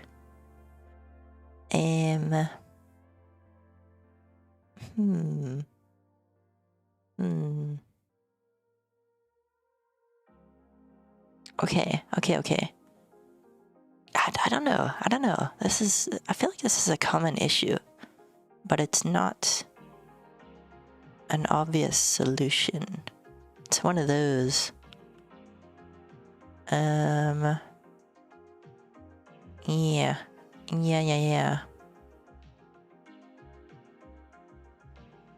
Let's think. Let's do a little thinking emoji. Let's see. Let us see. Yeah, I gotta pull up the Stack Overflows again.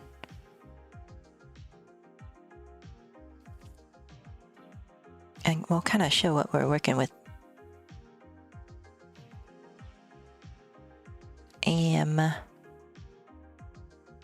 Let us take a look. We'll take a little bit of a gander and see. So, here's what they're proposing. I don't know if it's the same bug.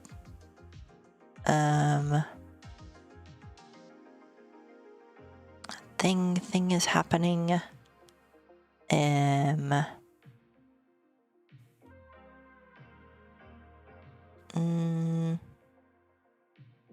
Oh no, this is not the same bug. Yeah, let me see if I can find the right bug. Like if the thing freezes. Yeah, okay. Okay, I think I know what's causing the bug, but yeah, I don't know if necessarily. It might take a bit more to debug and figure out. Yeah, so I might actually fix this later, and let's see if we can do some more iPad stuff. Yeah, because I don't know, I got a little sidetracked. a little bit. But that's good, because now we know what's causing a bug in our app. So that we know what to look at for the future. So yeah, I'd say it's always progress if you learn something. If you know, yeah, even if it's not like fixing something, it's like now we know what's happening. And now we know to investigate it and where to investigate it for the future. Yeah.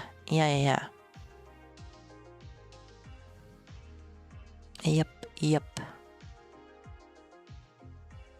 Indeed. Although I noticed like some of the rocks are passing through us, and some aren't. I think this is probably due to Z positions or something. Or no, I know what's happening. I think our health bar isn't going away fast enough. So it's like, yeah, let's test it. So get hit. Yeah, you see that? So every second rock goes through us because our health bar hasn't faded away yet. Yeah. Also, yeah, I forgot I could direct these arrows now. Yeah, we added that like 2 streams ago, I think. Or was it last stream? No, it was 2 streams ago. And we also had like the bug with the yeah, we've got like the arrows, Earth to Yippee Wi-Fi signal arrows. Yeah, we've got some interesting things going on. Indeed. But yeah, let's try and see if I can get this to work on get this to look nice on iPad. Yeah. Although, actually, one last thing that I'll fix. Well, maybe later. But I didn't want the Yippies, which are shooting like the projectiles, like they're walking, but they're not moving. Yes, I kind of wanted to not have the walking animation for those Yippies in particular. Yeah.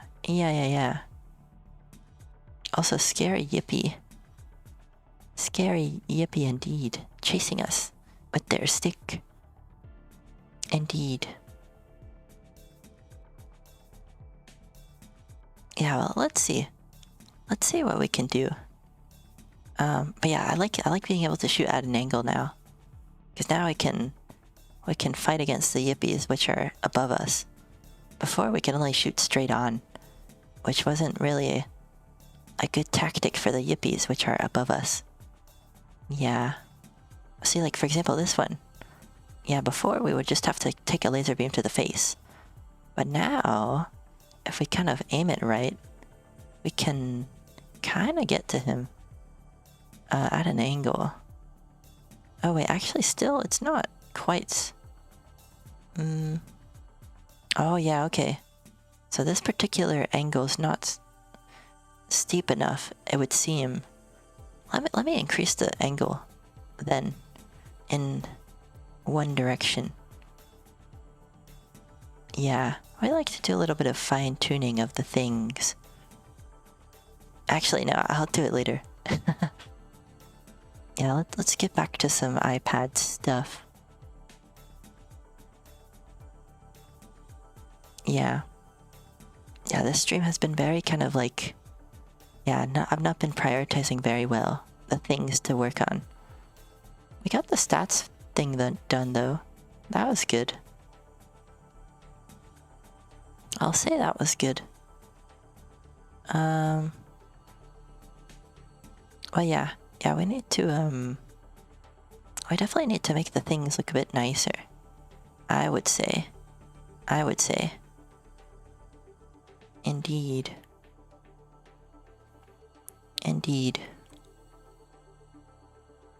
Yeah, let's see if I can snipe this guy down. Ah, yeah, we can kind of smack him with the...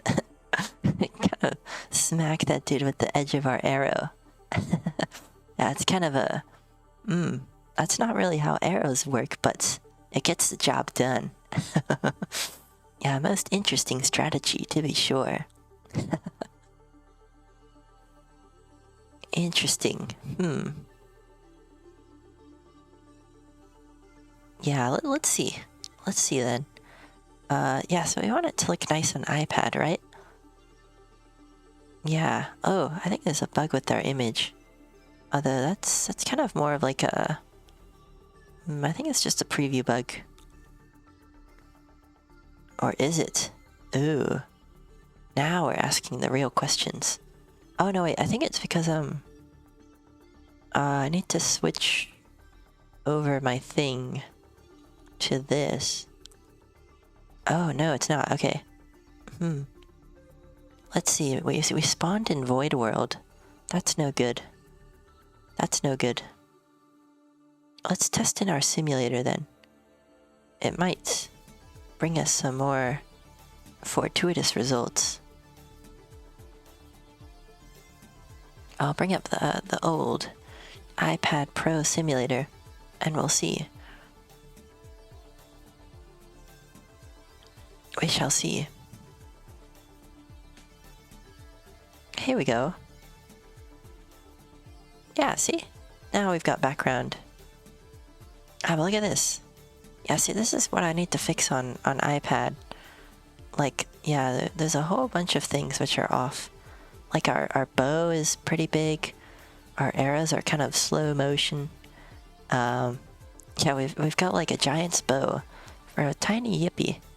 Yeah, it's not so... Yeah, it's like, it's not quite there. Yeah, we need to have a normal-sized bow for our little small Yippee. Yeah, he's dealing with a titan's bow. Indeed.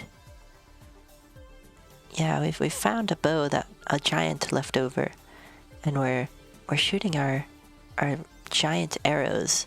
Yeah, Yippee is very strong. He's able to draw that bow back and shoot these giant arrows which are the length of his body. Yeah. Dude, imagine if like in olden times like arrows were the size of people. That would be kind of wild, wouldn't it? That would be pretty wild. Ah yeah, but look at this. On iPad this game overview is pretty stretched. It's very stretched. Actually I think this is something we can fix pretty quickly. Yeah, because we have like it's easier to fix the Swift UI views on iPad than it is the Sprite Kit views. And I think our game overview is a Swift UI view. So let's fix that. Yeah, well, let's fix that. So we'll go over to our game overview. Where is this? This is here. Here we go. I forgot I made this a Swift UI view. Yeah, see on iPad it's quite different. Yeah, well actually this is not the iPad preview. We need to do this. A little bit of this and that to make it look on iPad. Yeah, let's see. Our little game overview here. Yeah, we'll get back on track a little bit with our plans for the stream for the iPad stuff. Yeah. So, what have we got going on? I think, we need to shrink down these buttons. That's one thing. Probably need to increase the font size of like this enemies defeated, or maybe at least just decrease the box size. Like the height of this yellow box with the points, distance, and enemies defeated can be shrunken down. And we can probably shrink down the game over text too. Like I think the height of everything is too big. I think that's what's going on. Yeah. Yeah. So we'll shrink the things down, I think. And that'll look a bit nicer, in my humble opinion. Let's see. So yeah, let's shrink down the things. Firstly, we'll do this. For iPad, we shall shrink down the height of this text here, because it looks a bit tall. Yeah, kind of like that. I think that'll look a bit nicer. Yeah, because I think before it was kind of a bit, yeah, it was like stretched before. Yeah, so I think that looks a bit better. Yeah. And now we'll do the other things too. So I wanted to get this yellow box to be a bit smaller. Yeah, where is that? So that's here. So this frame, this height here, should be smaller on iPad. Yeah. So we'll make it a bit smaller. Maybe not so small. Yeah, that seems a bit snug. That seems alright. And then we'll make these buttons not so stretched tall. Yeah, so like, I think here is where we'll do this. Yeah. So we'll say for iPad, we already had some code here for this, but I guess it wasn't good enough. Like, I think this height we can probably make a bit smaller, I think. Like so. Yeah, I don't know, maybe that's too small of a button. Yeah, because ideally on iPad the buttons are a bit bigger, right? But yeah, I guess our aspect ratio is off, like our height to width ratio. Yeah, although we can test it and see. We can test in our simulator, see if this looks nice. Yeah, let's test it actually. Let's bring up the iPad 12.9-inch simulator, and we'll take a little bit of a gander, and see this game overview. So let's see if we get a little game over. We shall see. Yeah, we'll get some oof action going. We'll try and get a game over by taking some damage. Yeah, get hit by a rock and a bat. Oof. We're going through the thug streets and we're getting attacked by all kinds of people. Yeah, okay. This doesn't look... Okay, so I think the sizes of the things are good, but I kind of want some more spacing between the things. Yeah, I think we can make the buttons go further down and the text go further up. That's kind of how I'm feeling about this. Yeah, that's what I think, but I think the sizes are good. Yeah, we can probably even spread out these two buttons. Yeah, I think the spacing is off, but the sizes are good. That's how I feel. Yeah. So, yeah, we'll change the spacing then. That should be alright. So, let us see. How about... yeah, where's our spacers and such? Do we have any? I don't think we do. I feel like we don't have any spacers. Which kind of... yeah, we'll have to be careful how we implement this, because on iPhone it's fine. But if we add some spacers just for iPad, how will that look? Yeah. Yeah. Let's see. Or we could do some spacing on the V stacks and such. Yeah, that's something we could do. Yeah, we have this V stack here actually. So what we could do is we can just say like on iPad, add some, like a bunch of spacing here, right? Yeah, I think we could do this. So like on if it's iPad, I don't know, we can put like 50 here or 0 if it's iPhone. Yes, I think so. I think that looks all right. And then we'll spread out some space in between those two buttons at the bottom on iPad. So let's see. We've got HStack here. We'll do the same thing. Is iPad. And we'll put like, I don't know, 20 spacing, otherwise 0. Oh, that's not a lot. Perhaps maybe 60 is better. I think so. I think that's good. Yeah, let's test this on the iPad 12.9 inch now. And we'll take a little bit of a look. Yeah, I think so. Let's test our little game over. Let's get hit by a bunch more enemies and see. Look at this, a runaway rock. Oh yeah, I noticed on iPad our jump isn't really as big anymore. Yeah.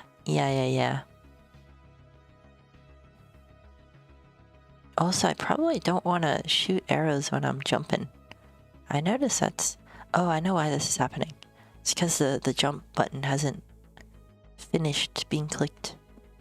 Like we haven't hit the ground yet. Or something. Oh yeah, look at that ginormous sword. I think this is good. On iPad. I think so. I don't know if that's like too much space.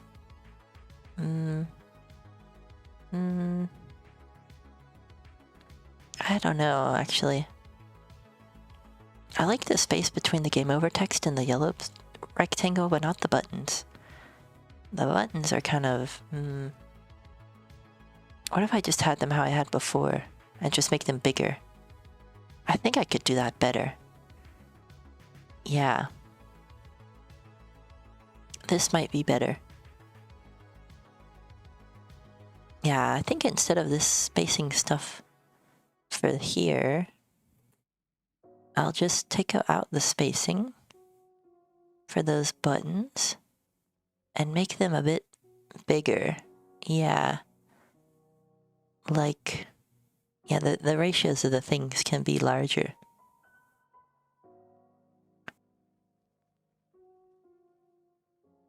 Yeah, let's see. So, yeah, we shall. What shall we do? I think what we can do is we can increase the height of this. So kind of how we had it before, as maybe like this, but we'll increase the width to match it. Right, yeah.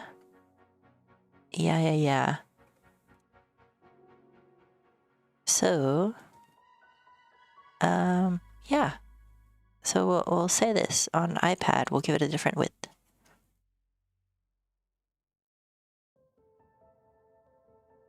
Yeah, probably like a 5 here. And then same here.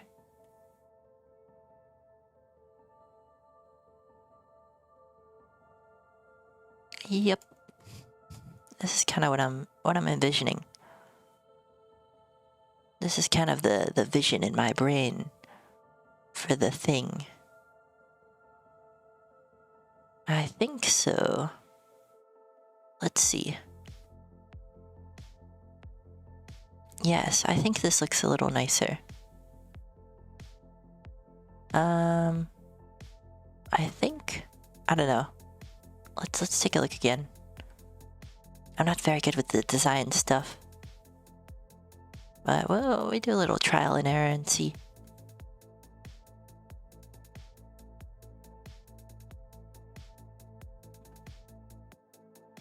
Let us see.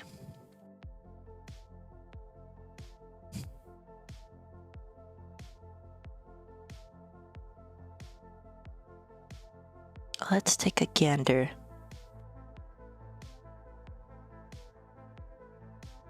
Oof. Yeah, you know what? I think that's fine. Maybe slightly more space in between the buttons. But overall, this isn't looking so bad on iPad. I think. Yeah. Yeah. Let's do a little bit of space in between the buttons.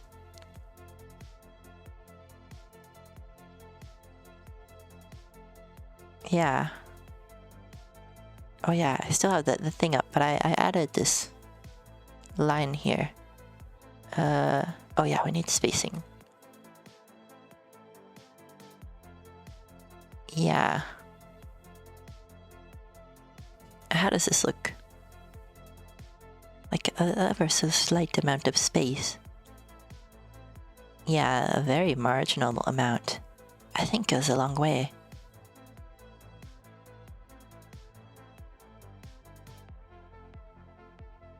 Yeah, we must sacrifice ourselves in the name of science. A worthy sacrifice to see if the game over looks nice on iPad. Yeah, on iPad it's so funny, we can like outrun the rocks. Everything's slow motion. Yeah, this looks good, actually. This looks good. I'm satisfied. Although we need to test on iPad mini. Right.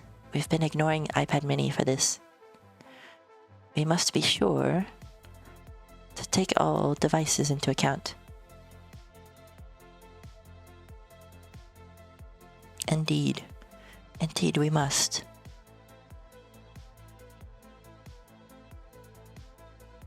Let's see. Let's take a little gander at the iPad mini. Okay, we don't have any... we don't have a background, but... Yeah, we spawned in Void World. It's flashing again. Oh, this is the bug that happened before. I don't know what caused this bug. It was like a random bug. But, yeah, it's very odd. We spawn in the Void World and the thing happens. Let's see. Oh yeah, that looks so weird. Okay. Yeah, we need to, for iPad mini, wait, this should be bigger. Yeah, it should be wider and bigger. Or wider and, like, taller. Yeah, this looks... I mean, the sizes of the buttons are good and the text. But the actual... the little yellow part, I think we shrunk down too much. And on iPad mini, it doesn't look very, very friendly. Yeah, so we'll make it a bit bigger on iPad to compensate for the mini. So perhaps put a 0 here. And then we increase the width just on the iPad. Like so. I think. Let's see. Let's take a little look. Yeah, also the animal's still buzzing around in my room. I think he's having a field day.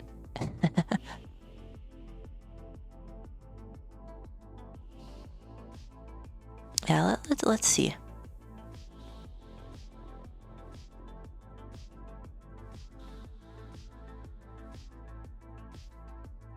Yeah, this kind of... this black background bug is... I don't think it actually happens on an actual device. I think it's a simulator bug. Yeah, I think this is okay. I don't know. I don't know. I feel like the text is a bit big, but not too bad. It feels pretty close to the edge though. Maybe I want to give it a bigger width and height. Yeah, I think we'll increase it even more. A little more. Just a little more. But not to where it looks weird on the iPad Pro. It's a little dance we play with the numbers. Yeah, it's like we want it to look nice on iPad mini, but not so bad on the iPad Pro. Yeah, I think that's too much on the Pro.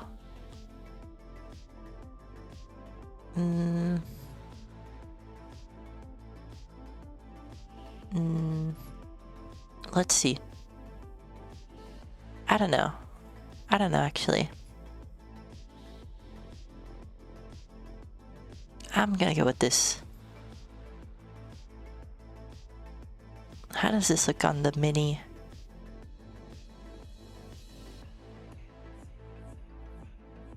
Let's take some swings to the face to see. Oh, right, I forgot it freezes when our bat gets hit. I gotta be careful with that.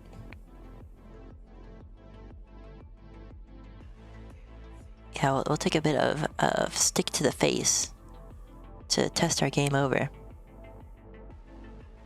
You know what? I don't think it looks so bad. Like, yeah. I mean, a thing that would fix this would be some spacing on the left side. But it looks fine on the Pro.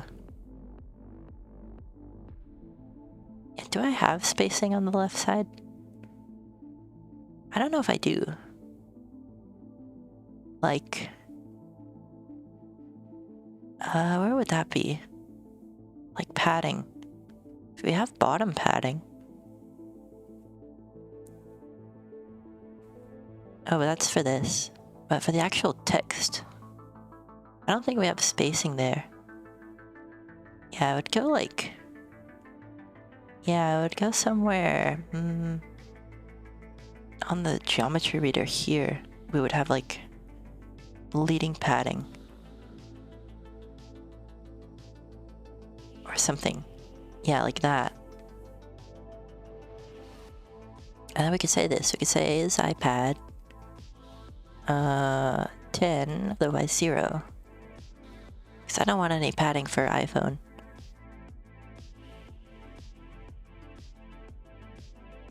Yes, perhaps this. Perhaps this will give us a better outcome on the mini. Let's see. Let us take a look. So, let's get smacked by some rocks.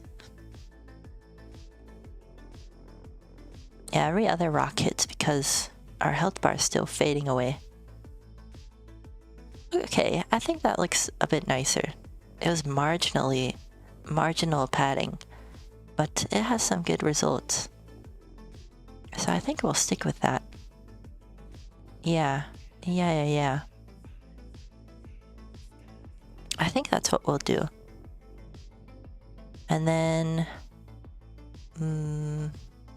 yeah, so I guess this game overview's done. Well, actually, we need to test on the SE. Yeah, I don't know if I tested on the SE before. The iPhone SE. Yes, we do need to test on the iPhone SE.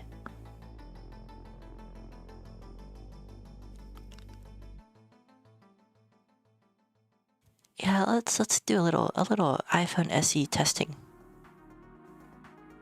Here we go.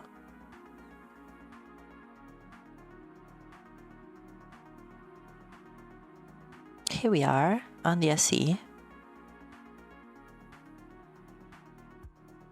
can kind of see them spawn in though. They like do the little bounce. I'm not a fan of that. The SE doesn't look so bad. Although actually, well, I do kind of like having the 10 padding here as well. Yeah, let me actually add the padding on all devices then. Yeah. So where is that? That's here. We'll do this. We'll put that there. So that doesn't look so close on the SE.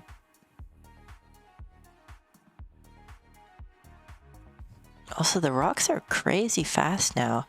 What's up with that?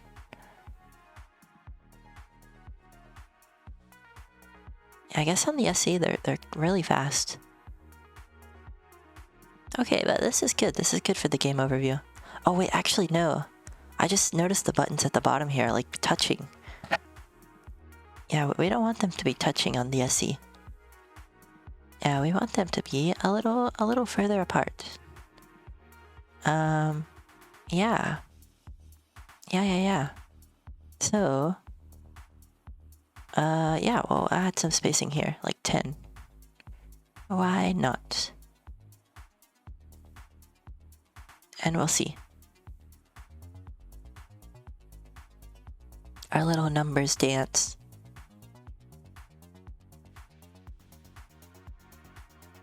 Let us take a gander. Oof. We're getting hit by a stick. Alright, yeah, this looks good. This looks good. Yeah, I think so. Cool. Alrighty. Yeah, that's good. Yeah, so that's the game overview and the... Well, actually, we need to test on iPhone 14. I was like... Yeah, I need to triple check things.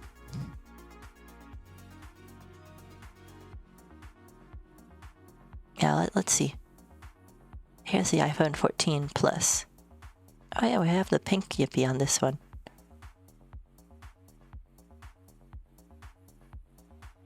Yeah, let's see.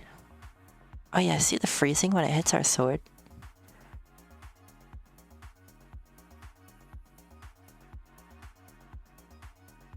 Okay, yeah, this is good. This is good.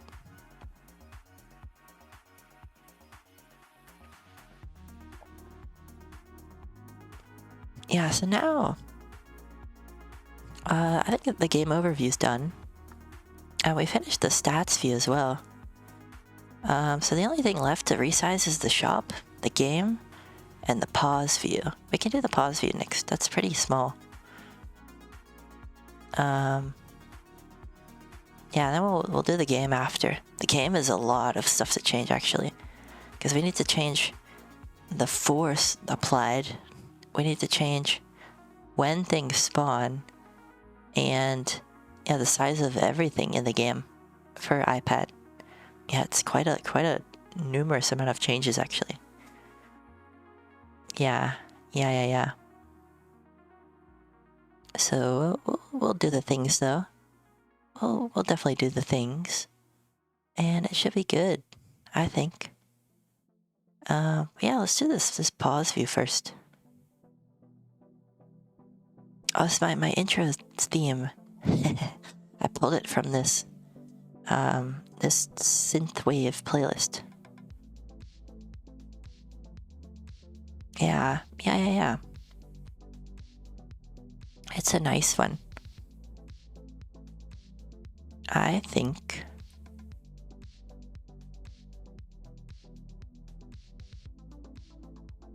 Alright, let's see. Let us take a look. What does this look like on iPad? Yeah, the buttons are stretched. In fact, these are the same stretch that it was on the game overview. So I can just copy that code for the game overview, for the padding and the size of the things.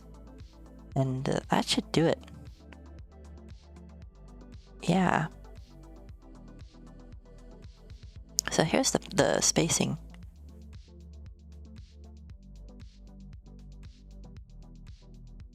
Cool. And now the sizes. So I think it's this one. This width stuff. And maybe the height too.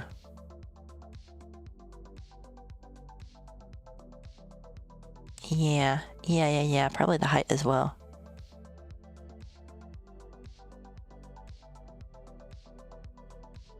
Alright, so that's good. And then, yeah, I'll make it the height look nice on iPad as well. Yeah. So, that's this here. Indeed. Yep. That should be good. I think so. Alright, now let's see. Oh, I think we might have... Oh yeah, we have an extra thing here. Alright, I think this is good. Yeah, so let's take a look at this on the iPad. The iPad 12.9 inch. Let's see. Oh, that's the iPhone 14. Yeah, we need the 12.9 inch. The big boy. Here we go. Yeah, now let's check the pause. How does this look? I think that's good. That's like a good size of the buttons. They're pretty big. I don't know if there's like too little space between this arrow here and these buttons. Maybe I can add some more space. I kind of feel like I should. Yeah. Also, this looks like a triangle. I feel like I kind of want it to be, or like it's all the sides are the same. I kind of want it to be stretched a little bit. I think we'll definitely add some space between these two things. Yeah. Well, let's do that. Yeah. So I think that's here. We'll just want to do this. I want to say spacing for the iPad. Maybe like, I don't know, is 20 good? Let's see. Oh, that was barely noticeable. Like maybe 50 spacing. I think so. I don't know. Maybe we like to test a little bit of the number tweaking here. Oh, my Xcode just crashed. Oops. I don't know what happened there. Let me bring that up. That was most unexpected. Yeah, let me. I don't know what happened there. We got hacked. Yeah, we got hacked by the anonymous hacker. Uh-oh. Let's bring it back. Yeah, here we go. We've got it back. Cool. This is good. So I think that spacing is probably good. We can run it before we even our preview loads, so we can see for sure. Yeah. Let's see. Let us take a little bit of a gander and see. Yeah, it takes a little bit of time to load because our thing just crashed. Yeah, a little bit of a hacker attack there. But yeah, let's get our thing to load and see the pause. Yeah. Alright, so we added some space between the things. I think this looks nice. I think it looks good. Yeah, but let's ensure that it's not too much space on the iPad mini. Because it's the iPad 12.9 inch. It's a pretty big, chunky iPad. We wanna make sure for the smaller iPads that it doesn't look so far apart. Because yeah, 70 spacing might be a lot on a little iPad mini. So we need to always double and triple check with these things to be sure. Here's the iPad mini. And now let's see. So if I pause, Oh yeah, also this background bug where it's black. I think it's just a simulator thing. Yeah, it's I can kind of ignore it. I think this is good. I think the spacing's alright on the mini. I think I'm generally satisfied with it. Although, one thing though, actually, you know what? Because I'd rather have this triangle like in the center of the screen. And right now it's kind of like, it's being pushed up, right? It's like, it's not in the center. So, I think I'm going to fix that. I'm going to be very meticulous about this.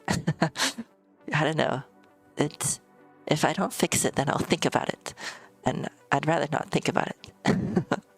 I'm like, oh, man, on iPad mini, that triangle's it's a bit too high. And it's just going to, like, eat at my brain. Yeah, let's make it centered. To do that, I need to do this. Well, actually, we can just change this to a Z stack, actually, and that should center it mostly. But then our buttons will be overlapping the buttons. Yeah, like that. So we need a spacer now. But you see now everything's in the center of the screen because it's on its own Z level. But we need the buttons to go down now. And to do that, we need a spacer now. So like so. But it's too close to the bottom, so we'll give it a height of, I don't know, the size of the screen divided by, I don't know, like a small number here. Oh, did it update? I don't know if it did. Frame height, geo size height. Let's see. Oh, wait. Oh, this is the spacer. This is the spacer above. Yeah, that's why I got a bit confused. We need to put this here. And then do something like this. Or this. Wait a minute. There's something else going on here. There's some extra space being had. I think so. I feel like that's the case. Let me bring up the old bounding boxes. Okay, so that's that. Okay. Is that with this spacer? So if I took this out, it wouldn't have that little thing at the bottom. Yeah, okay. I think... yeah, let me just bring the spacer back here. So that pushes it to the very bottom. And if I don't want it to push it all the way to the bottom, then I need to make it like... I need to do this. I need to make this height. Like geo size height. Like 1.1 here or something. Oh wait, that moved everything. Oh, what the heck? Okay, I don't know. I'm just gonna go with this. I think that's a little okay. Maybe... I'll go with this. Although, the thing is, here's the thing. It'll do this on iPhone too. Because, yeah, let's see. How does this look on iPhone, actually? Let's take a bit of a gander. Let's see.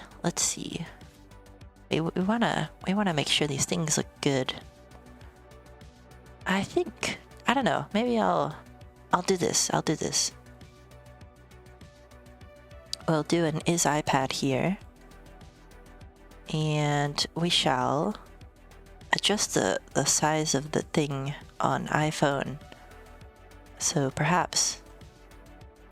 but it's like moving the thing also. Yeah, why is that? I think it's fine though. I mean... yeah, I think it's alright. Anyway, we'll check on the different screen sizes to be sure. As we do, the little dance of the changing of the numbers and the spacing and the things and making sure it looks nice on all the different screen sizes. Yeah. Let's see. So here's iPad mini again. Let's see that our button is centered now. Yeah, so now our pause button's like in the center of the screen. Because ideally, if I'm like holding an iPad, right, and I want to unpause my game, then I feel like it would make sense to like press the center of the screen. Yeah, so that's good. I don't think the button should be kind of like pushed up. Yeah. We have to get in the minds of our users. It's like, if I'm holding my phone or my iPad, where should my fingers be on the screen? It's very much a psychological thing. It's like TikTok or YouTube Shorts. It's like, if you hold it with your right hand, then they make the back button on the left side so that it's harder to exit the screen. You have to like pick up your phone with both hands to stop watching the shorts. It's very much like they do it on purpose. Yeah, it's like, so you get stuck watching the short videos if they make it harder to exit them. Yeah, we gotta. I mean, we're not that nefarious, but yeah, we're just like, yeah, let's unpause by pressing the center of the screen. Yeah, it's all a little game that they play. But if you know what to look for, then it can kind of be, not caught unawares. Yeah. Oh yeah, that's all, like, that's the whole conversation of human-computer interaction. Yeah, I remember my university used to teach a course on that, or they taught one, but I never went to it. I kind of regret it now because it's like, it's more relevant than I think. Yeah. But this is good. This is good. Yeah, I think this is all right. Well, actually, yeah, I still don't like this triangle. It looks like if I use the math terms, this is an equilateral triangle. I kind of want it to look like an isosceles triangle. Yeah, so I'd want to stretch it out to the left a little bit. Because I feel like a triangle on its own doesn't really... It's not obvious that it's unpaused, but if I stretch it a little bit, it makes it more... It feels to me more like an unpause button. Yeah, so let's stretch it a little bit on iPad. Make it look more like an unpause button. Yeah. Let's see. So it's this back button here, and we'll, on iPad, make the width greater. Yeah, so we'll do this. We'll say on iPad, make this triangle a bit wider, please, as we do. Yeah, let's see. So that would be on here. It should be a little wider. Yeah, because I think before it was kind of like, oh, we also gotta change it down here too. Yeah, that's, I'm like, it's not changing. We gotta change it here too. Yeah, we gotta change it in multiple places. Yeah, so now we make this like a 4. See, now it's like a little stretched. Kind of, I think that's more obvious, like an unpause button. Yeah, before it's like, it's not so obvious, I think, when it's like that. But like that, I think it means more to me like an unpause, yeah. Let's see now. Let's load this on the iPad Pro. Yeah, well, let's see. So, yeah, I think this is good. This is good. Yep. So I think that's good for iPad, and then we'll check on the mini again. I'll check on the little iPad mini as we do, because sometimes the big buttons on the Pro are too ginormous on the mini. So we always gotta make sure it doesn't look so weird. Yeah. So, oh, I'm still showing the Pro, my bad. Let me swap this over. Yeah, each simulator is its own program, so every time I have to swap it in Streamlabs, it's a little juggle I do. Yeah, okay. Okay, well now on the mini, this looks a bit stretched. Like the unpause button. I'm gonna do a little kind of. I'm gonna make it slightly less stretched on iPad. So it's like, yeah, I had this as like 4 here, and we'll just change it to be 4.5. Yeah, because we had this before, which made it like that, but then we'll do this. So it's like in between. It's like the best of both worlds. Yeah. We do a little changing of the numbers and see. And we make sure it looks good. Yeah, we're kind of pedantic like that. Very, very meticulous indeed. Yeah. Okay, this looks good, I think. So that looks good on iPad mini. And then yeah, we'll need to check again on the Pro and double check. Yeah, unfortunately I don't have my own iPad. My real I only have an iPhone 12 personally, like IRL. So I can't really, like, if I want to test on a real device, I can only test on iPhone. So I always need to check, be very thorough in the simulators for iPad, lest I do something bad. Yeah, make it look weird on a certain device or something. Yeah. Yeah, let's see. Yeah, I think this is good. This is good. So, yeah, that's good for the iPads. I think so, for the little pause view here. And now we'll test on the iPhones. Yeah, we'll test on the iPhone 14 Plus and then the SE. Yeah, so let's test the 14 Plus first. Yeah. Let's see. How does it look on the little 14 Plus? Much smaller than an iPad, to be sure. Yeah. Wait, did I run it? Let me run this again. I don't know if it's running. Let's see. Let us see. Ah, there we go. Now let's see the pause thing. Yeah, I don't know why the background light goes black. I think it's just a simulator thing, because I've never seen this on my actual phone. Yeah, usually sometimes the simulators are a bit... Yeah. Oh yeah, look at that. I think... Okay. Yeah, there's a couple of changes we need to make here for iPhone. We need to make the buttons go up a little bit, and we need to stretch out this triangle. Yeah. Or maybe even make it smaller and stretch it out. But yeah, this looks a bit funky on iPhone 14. Yeah, so we'll change it a little bit. We'll do a little bit of changing of the thing. Yeah. So, yeah, we'll make the buttons like the home button and the restart button. Like move them up a little bit, and then we'll stretch out this triangle on iPhones. So, yeah, let's start with the stretching out of the triangle on the iPhone. Yeah, I think this'll do it. Yeah, that there.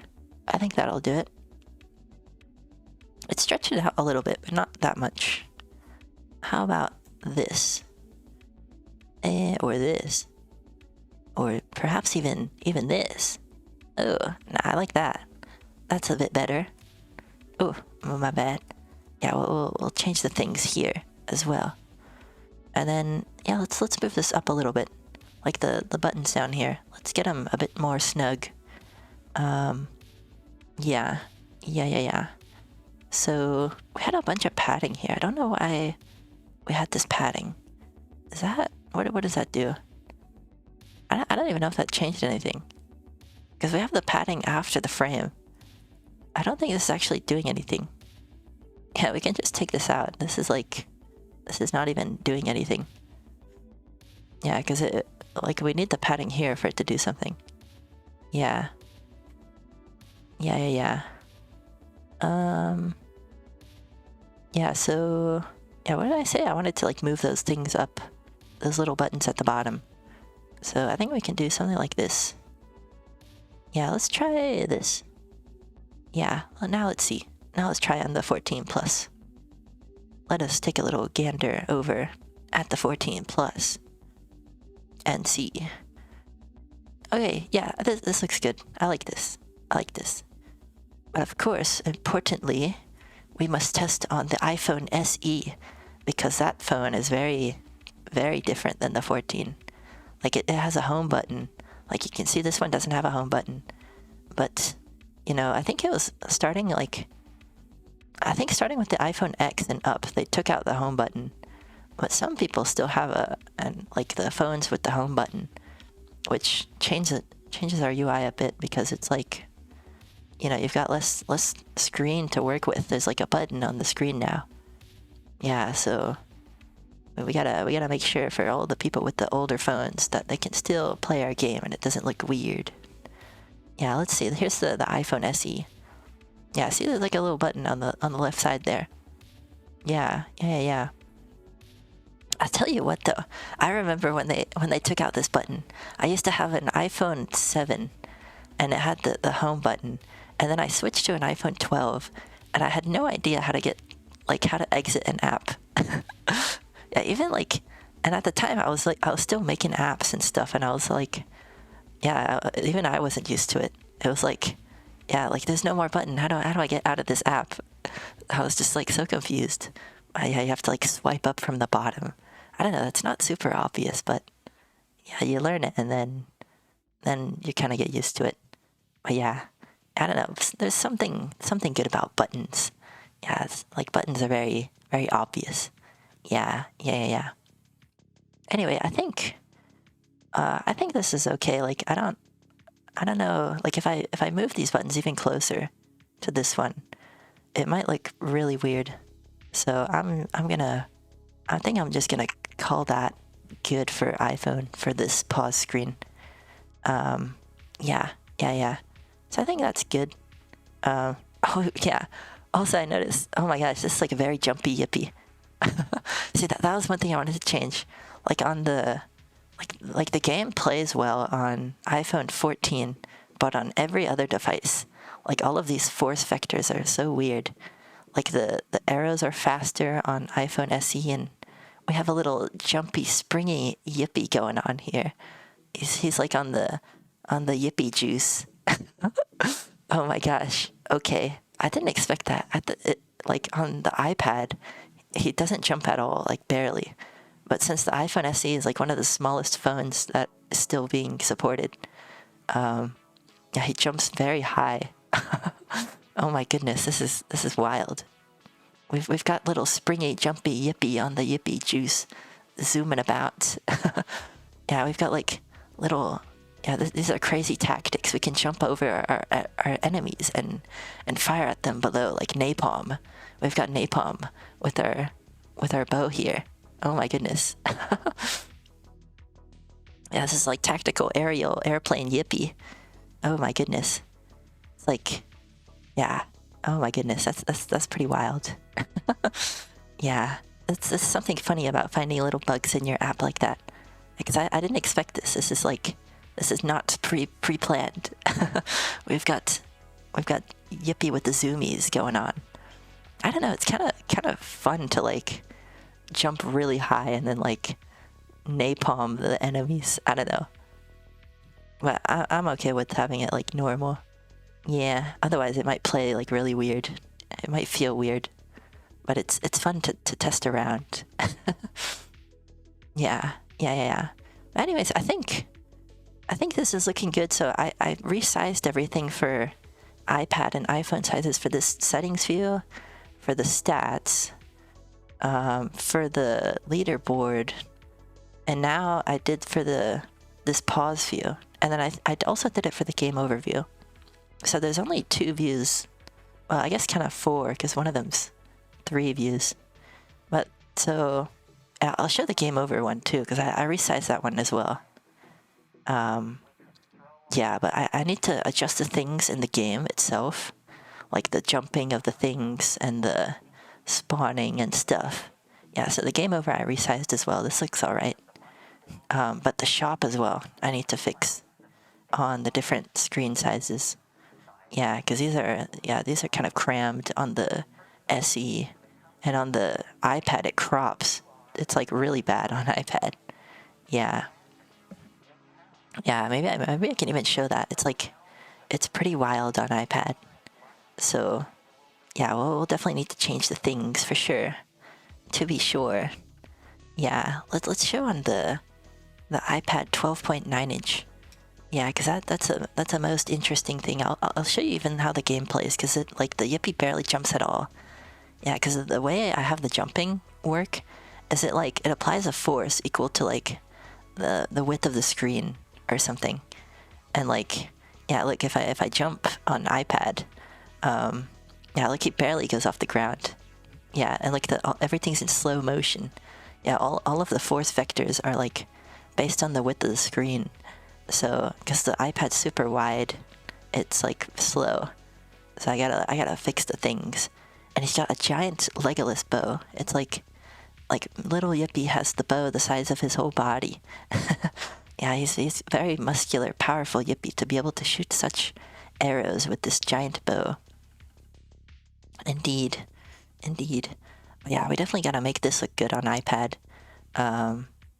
Yeah, because like even the buttons are like tiny, relatively to the screen size, and the labels too. Like the 200 there and the 0 rubies on the top left, they're pretty tiny.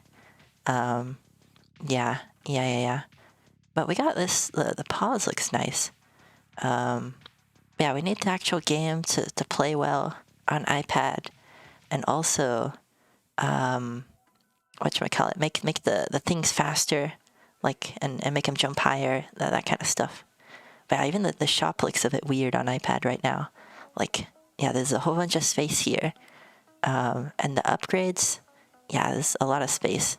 Oh yeah, look at that! Like the bat is like going off the thing.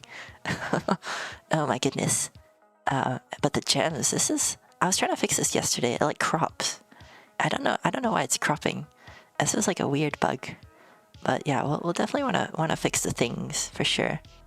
Yeah. Also, I can spend 10 fake dollars and buy my own thing. Why not?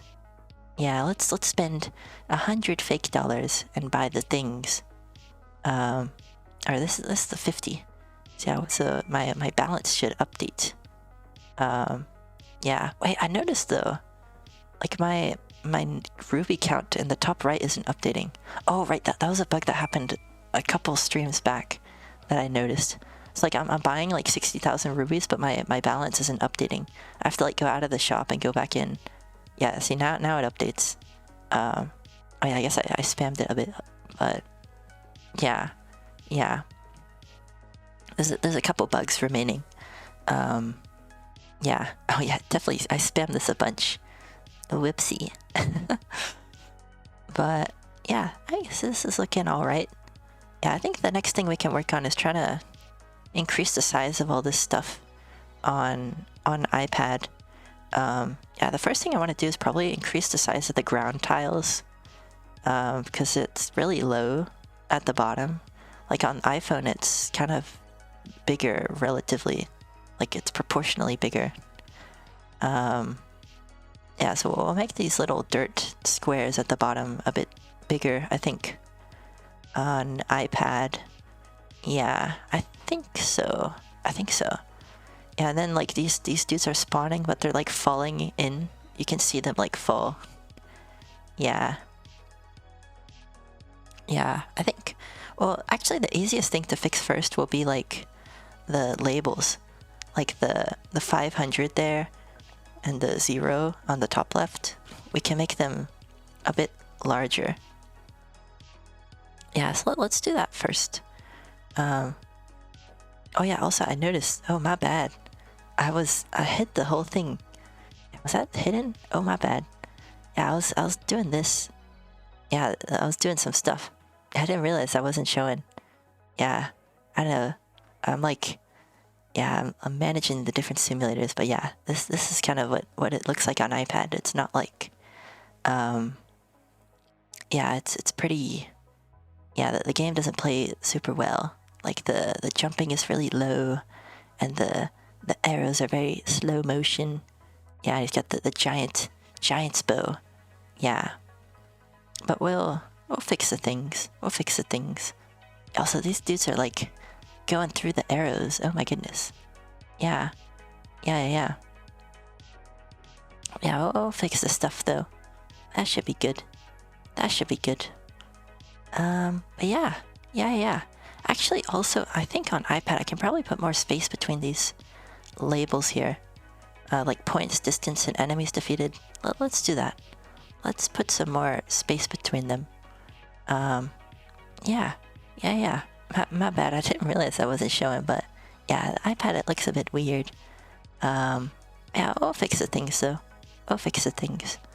Let's go over to the game overview and add some more space between those things. Yeah. So like here, on this one, we can add some more spacing here. It's like, is iPad, we'll do this. Like, actually, that's on the horizontal side. Let's do it on the vertical side. Yeah, like here. We'll make this like a 30 or something. Oh yeah, that looks much better, actually. Yeah, it's a miracle how much spacing can make things look so much nicer. Yeah, let's check on the iPad. 12.9 inch again. Yeah. So this pause view here. Or rather, it was on the game over. Yeah, so we need to get a game over to test this. Let's see if I can get smacked in the face by some enemy yippies and get a game over to see what the things look like. Yeah. Let us take a little gander. Yeah. Also, we're able to outrun this rock. Yeah, this looks good. This looks good. And on the iPad, mini, we need to check. So let's go to the mini. Let's go to the little mini and take a little gander. So let's see. Let us see. Yeah. So this music is a vibe, man. I like the synthwave techno style of music. Yeah, it's good. It's good. Yeah, let's see. We need to get a game over on the mini. So let's take some rocks to the face. Yeah, we'll sit here and get pelted by rocks. For science. Yes. All in the name of science. The Yippee guinea pig. Oh yeah, that's too much spacing. Yeah, so on the mini. Yeah, glad we tested on the mini. Because yeah, this enemy's defeated is way at the bottom. Yeah, we don't want it so close to the bottom. Yeah, let's change this to like a 20 then. Yeah, slightly closer.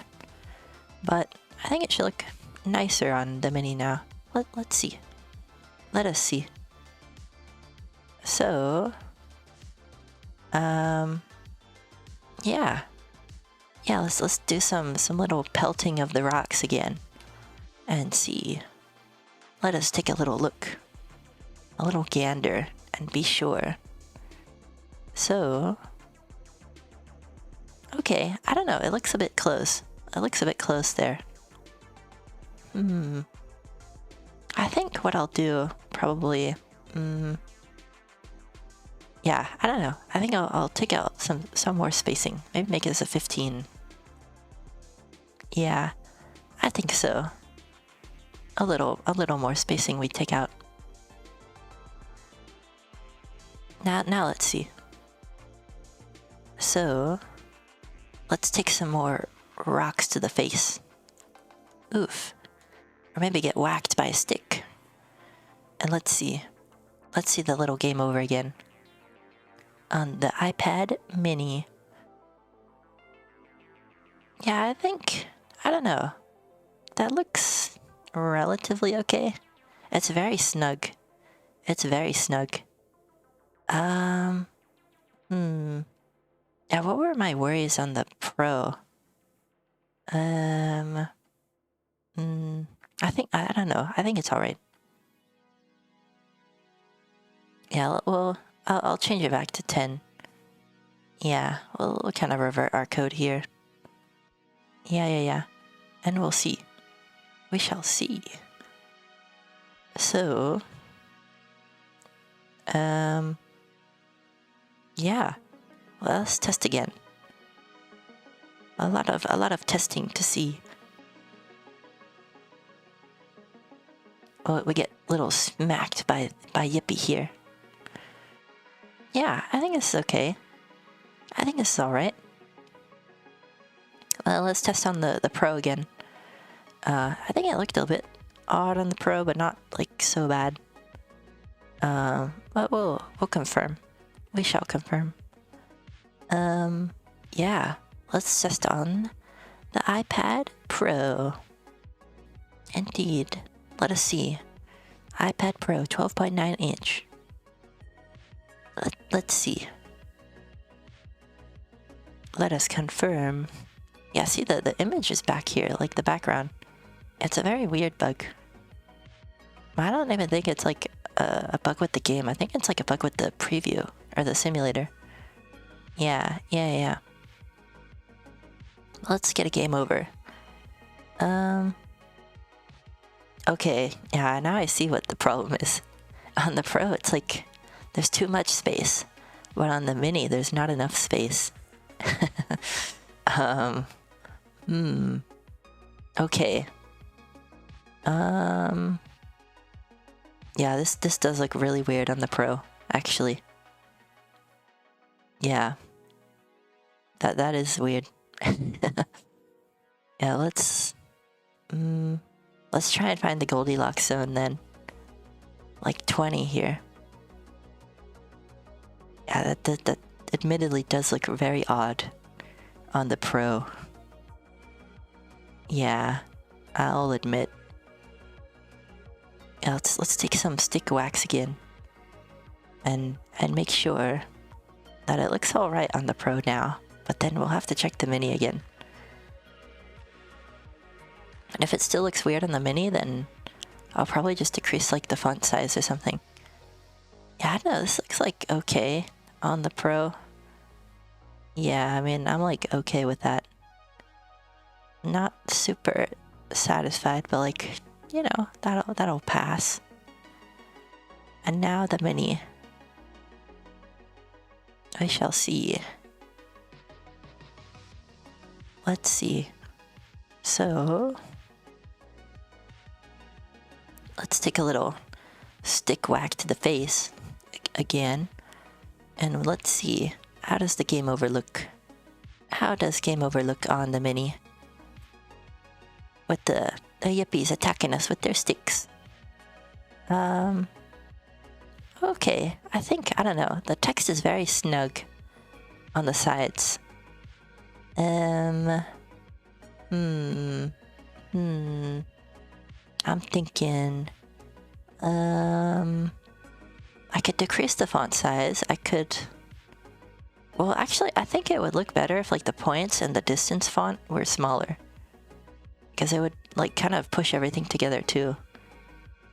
Yeah, let's see if I can decrease those font sizes. That might fix our problem here. Yeah, so I think what we can do is probably just like do this minimum scale factor stuff. Make it look a bit smaller. Yeah, let's see. Let's check our preview. Let's check our preview and see the bounding box of the things. For this. Yeah, okay, we don't even have like a font thing on this. Oh, okay. That's probably why. Yeah, we need a little font attribute on this points here. And like this distance and this enemy is defeated. Yeah, we need like a font size. Yeah, otherwise it might look a bit weird on different screen sizes. I didn't realize we didn't have that, but we need it, so let's pull it from, I think our shop has some font stuff. Yeah, I think so. Yeah, this one. This is what we need. This line here. And we'll kind of plop that over in this view here. Yeah, like so. Yeah, it looks small, but we can adjust it. I can definitely adjust it as we see fit. So perhaps, and maybe I want this also here as well. Like here on these labels. Yeah, I think so. I think so. And then, yeah, we'll just make this font a bit bigger. Like so. Indeed. Indeed, that should be good. We'll make the things look a bit nicer. As we do. Yeah. So now it should like scale down if it's like too big. Yeah, let's test on the mini. The iPad mini. Let us see. So, if we get a game over, what shall happen? Also, I don't know why the background goes black. It's just like a simulator thing, I'm pretty sure. Yeah, because some simulators don't have this bug. And on my actual phone, when I've tested it, it never does that. Yeah, but we'll see. Yeah, okay, so I think the font's still a bit big on this. So I'll probably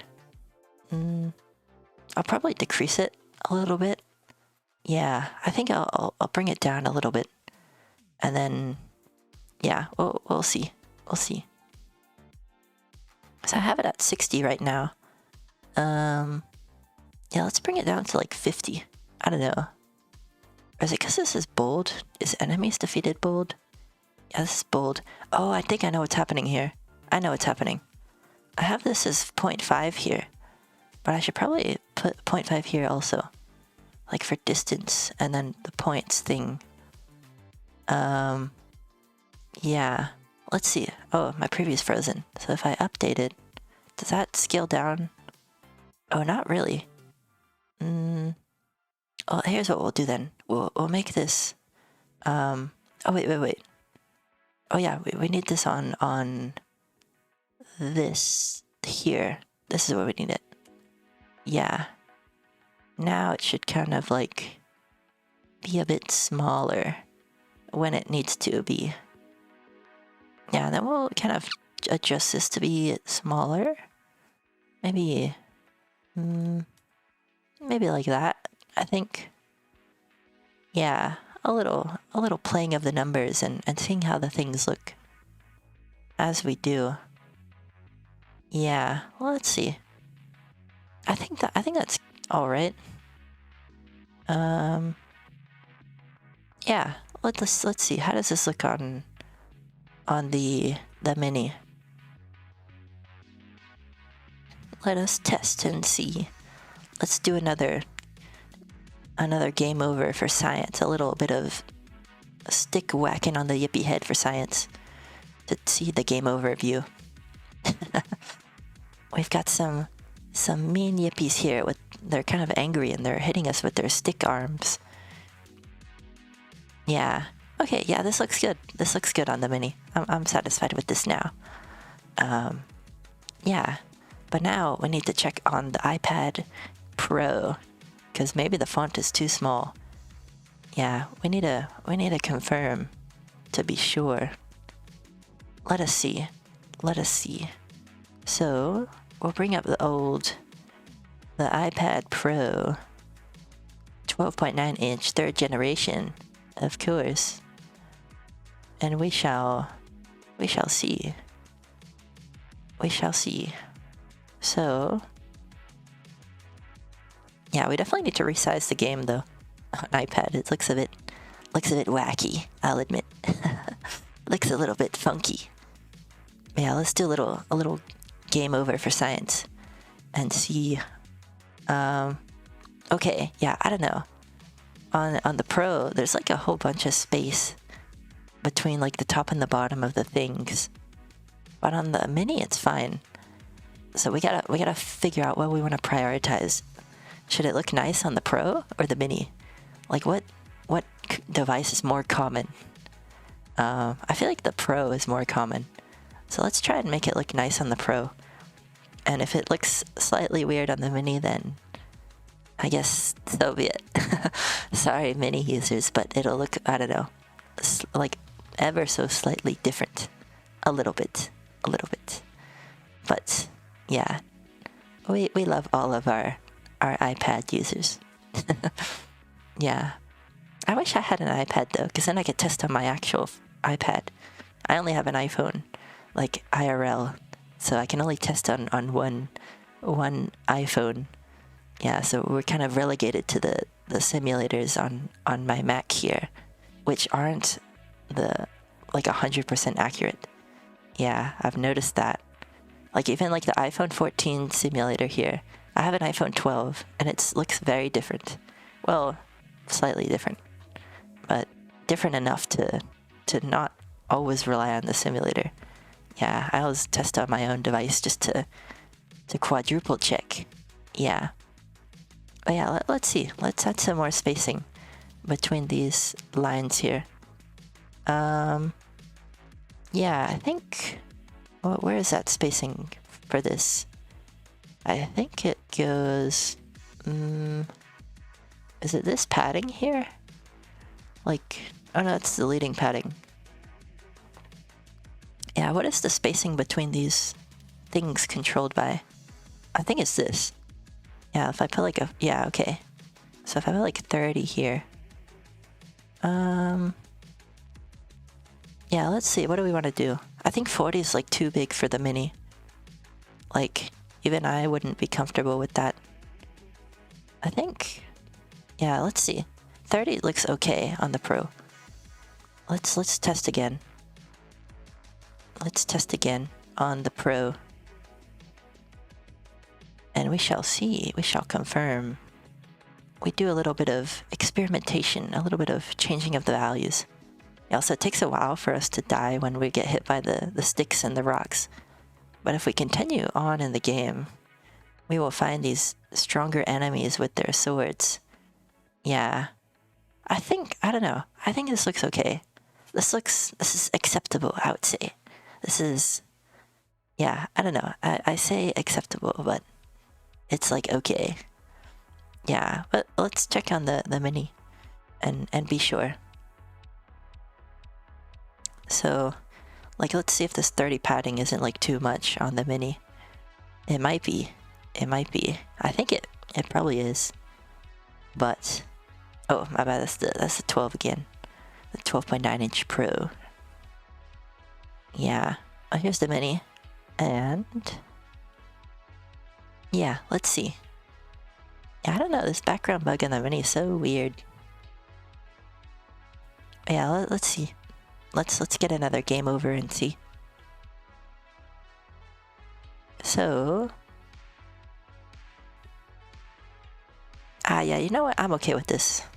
I said it would look a little weird on the mini. And it does look slightly weird. But...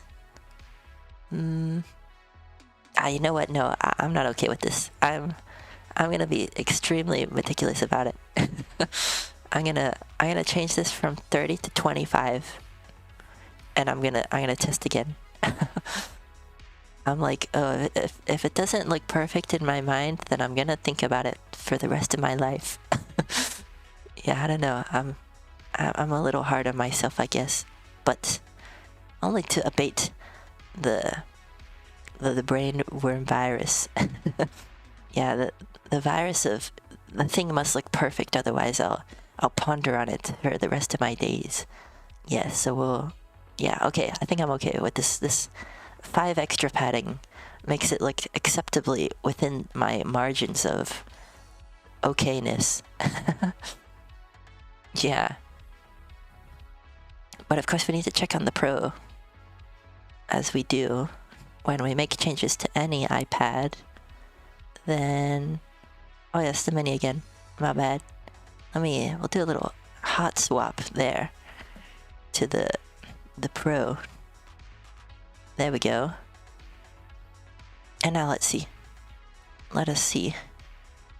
So, if I get a little whacked by this Yippee here, this mean Yippee who's very angry at us and wants to whack us with his stick that he found on the ground, then what does our game over look like? I don't know. I think it's very hard to get this to look right on all iPad sizes. Like, I think we'll probably have to just, like, call it at some point. Because I feel like I'll go back and forth forever. Yeah, I don't know. I think... yeah, I think I'll be fine. Yeah. I think I'm okay with this. I'll call it there. But yeah, now let's try and make it look good on... Like, let's try and make the game look good. So I think we're done with the game overview. Yeah. But now let's try the, to make the game itself look nice. Yeah, on iPad. Because right now it's a bit, like there's not enough jumping. I think the tiles are too small. The things go very slow. Yeah, very slow. We jump like like the gravity is like we're on like Jupiter or something. Like we're jumping and it's like barely going off the ground. Yeah, it's not very Earth and like, yeah. So we'll adjust the force stuff. But let's do the labels first because that's pretty easy. Let's do the easy things first and then we'll do the hard things after. Yeah. So, yeah, let's make these like labels like a bit bigger. Yeah, so the 300 there and the 0 in the top left, we can adjust the font size on iPad to look bigger, and that should make it look a bit better. Yeah. So we'll copy this line. I don't know if we have this already in this game scene class, but we shall confirm, because I might not have it. Is iPad. Yeah, I don't have it here. So we'll need to make this. And now we'll spam this variable everywhere. Yeah, let's do that. Let's do a little bit of spamming of the variables. Yeah, so we'll do the points label first. We'll increase the font size of that on iPad. Yeah, so I think, is it this one? Yeah, I think here. So we'll say if it's on iPad, we'll make the font size like 70 or something. Yeah. And then I don't know if I need to call this elsewhere. Like, points. I think I'd do like create points label somewhere. Yeah, and then we'll need to do this here too. Oh wait, this font size was different. Oh wait, what the heck? Wait, was it like... I don't know, what was it doing before? Oh, I had the font size like in different for the same thing. Okay. Well, I guess that's interesting, but yeah, we caught it. Then we'll fix it. As we do. We always fix the things in due time. Yeah, so let's do this. Yeah, so let's see, how does this points label look now on iPad?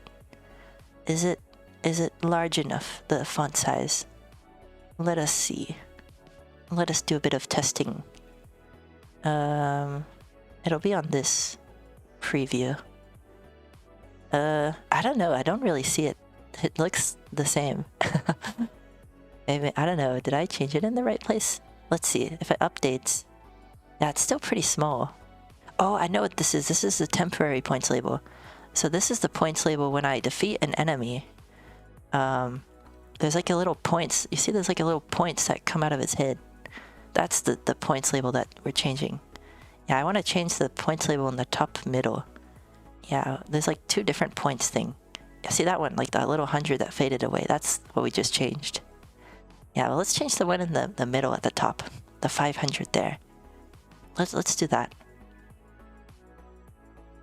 I don't know what that variable is called. I thought it was this points label. Oh, that's why the font sizes were different. Yeah, that's why that was happening. Yeah, so this probably needs to be even bigger. This probably should be like ginormous here. So we'll make it a 60 on iPhone as we had it before. Because it was fine on iPhone. But on iPad, maybe they should be like 120. Like very large. And then we need to do like update points label, I think. Update points label. Yeah, we'll need to do this. I'll make this 120. Yeah. Yeah, let's see. Let's see. And while we're at it, we can do the Ruby label too. Why not? Why not? So, yeah, that should be alright. Yeah, I think so. I think so. That should be good. So let's see. Now those labels should be bigger. On iPad. Oh, wait, we've got an error somewhere. Oh, yeah, looks like I didn't copy it right. Yeah. Let's see now. Let us see.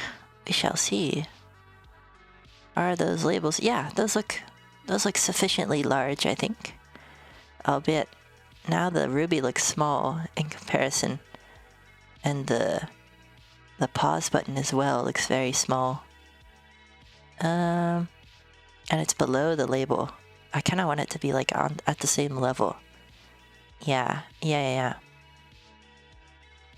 Also, we'll kind of grow this out a bit so it looks a bit nicer. Also, I'm kind of covering it a little bit. Yeah, I think this is good. Yeah, what if the points go to like a really large value though? Will it look really weird? Oh yeah, also there's a bug right now where if you like spam the arrows, sometimes the enemies become invincible.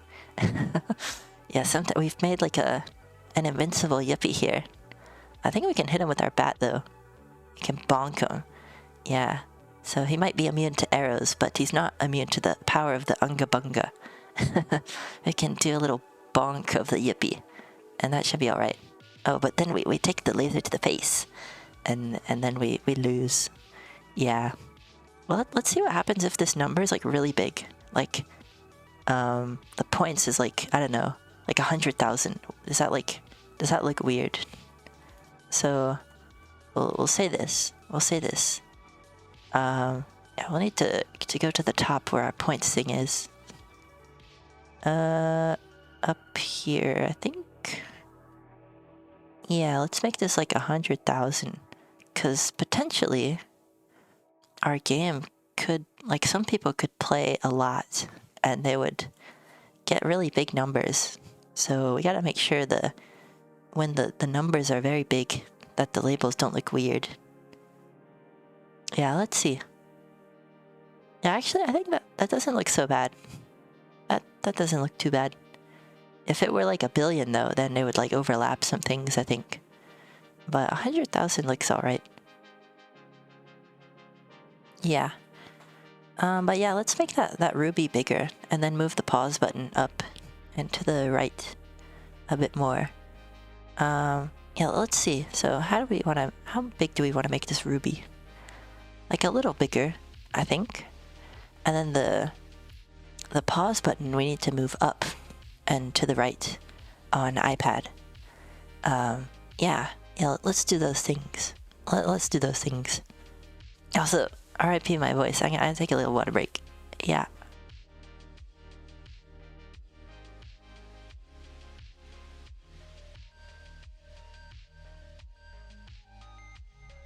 Alright, I'm back from water break. Yeah. We gotta rest the vocal cords a little bit. Yeah, let's make that Ruby a bit bigger. It's this Ruby. We need to make the width and the height larger on iPad. Yes, so we'll say this. Is iPad frame.width divided by, I don't know. What do we want to do? Like 10 or something? And then, yeah, we'll do like frame.width is basically the width of the screen. So how how wide do we want to make the ruby relative to the width of the screen? Because for iPhone it's really long, but on iPad it's even, I don't know, it's well, it's definitely longer. Yeah, because iPads are larger. Yeah. Let's see, how does this look? How does this make the ruby look? Let's take a little gander and see. So the little ruby next to the points label there, it's big enough, but it's very close. Yeah. Also, there was a bug earlier where, like, if the rock hits the bat, it freezes the game. Yeah, we need to fix that, but that'll come later. Right now, we're looking at the ruby in the top left, and it looks big enough now. But yeah, I think we'll want to move it to the left a little bit. It looks very close to that 0. Yeah, so let's do that. Let's move it left a little bit. Yeah. So here's what we'll do.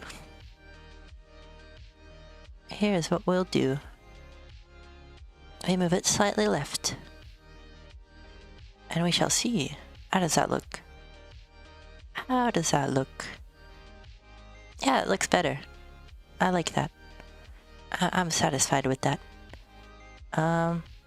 Although one thing I noticed, look at the 0 in the middle compared with the 0 on the left for the ruby. They're on different Y values. That looks a bit odd. Yeah, I want those to be on the same Y level. Otherwise, it looks kind of like staggered. Yeah. Oh, this is one of my favorite songs in this playlist. This is like, it's called Submorphine, Another Late Night. It's like it's one of those like cyber synthy songs. It's one of my favorite ones in this playlist. I like this one. I play it a lot. Yeah. Let's move those labels up. I like the ruby one up, I think. Yeah.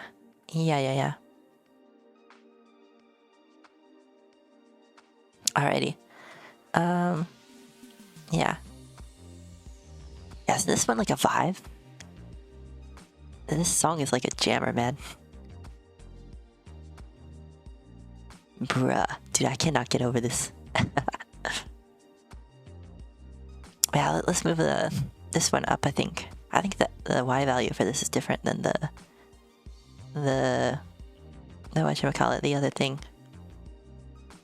Yeah. We gotta match Y values for the labels. Yeah, look at that. I think that these Y values are different. Oh, because this depends on the ruby's the size. That's why. And that's different now. Okay. Okay. Yeah, that makes things a bit complex. Well, marginally. Let's see. Yeah, because this is different now. Yeah. Yeah, what a jammer though. That's a good one. How to do this? I don't know if this is ruby size height divided by 2. Do I want this to be a function of the ruby height then? Maybe not. Maybe not. I'm thinking, because the ruby also is in a different Y position. Like, what if we move the ruby up to match the label? Like this. Yeah, let's see. How does that look? Let's see. The ruby should go up. Oh, it went down. That was the opposite of what I expected. Why did it go down? Let's see. Ruby position minus the thing.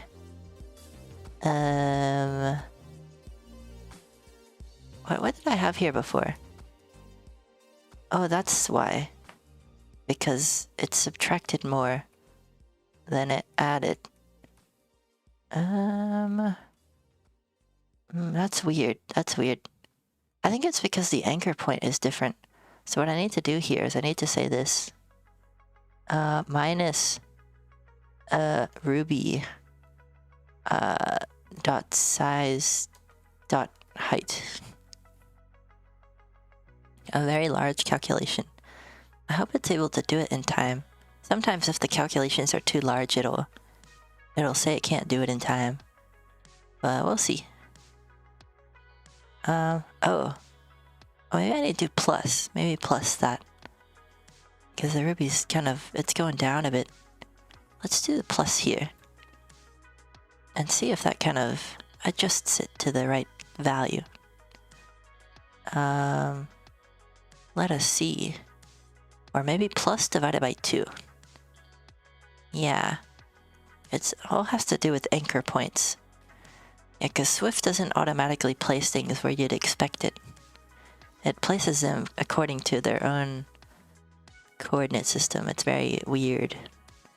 But that's why you gotta do some like divided by 2 stuff. Yeah, see now the ruby's like on the same level as the other 0. But we need to move the 0 up a little bit. Yeah. Yeah, so let's move that ruby label 0 up a little more. Yeah. Yeah, so probably I feel like taking this out because that's moving it down. Yeah, let's see. How does that affect things?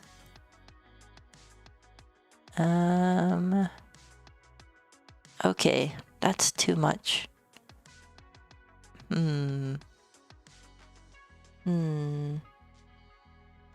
mean, if I just use this value, it should be the same, right?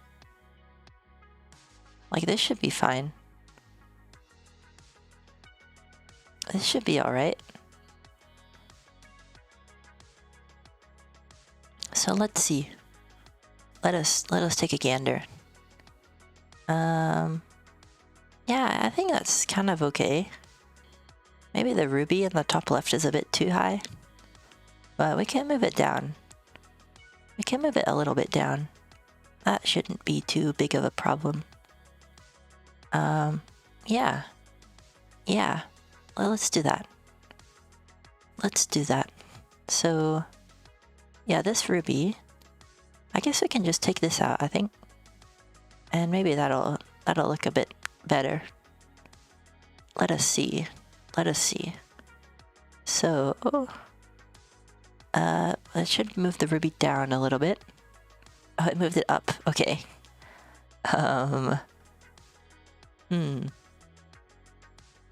Maybe we take this out.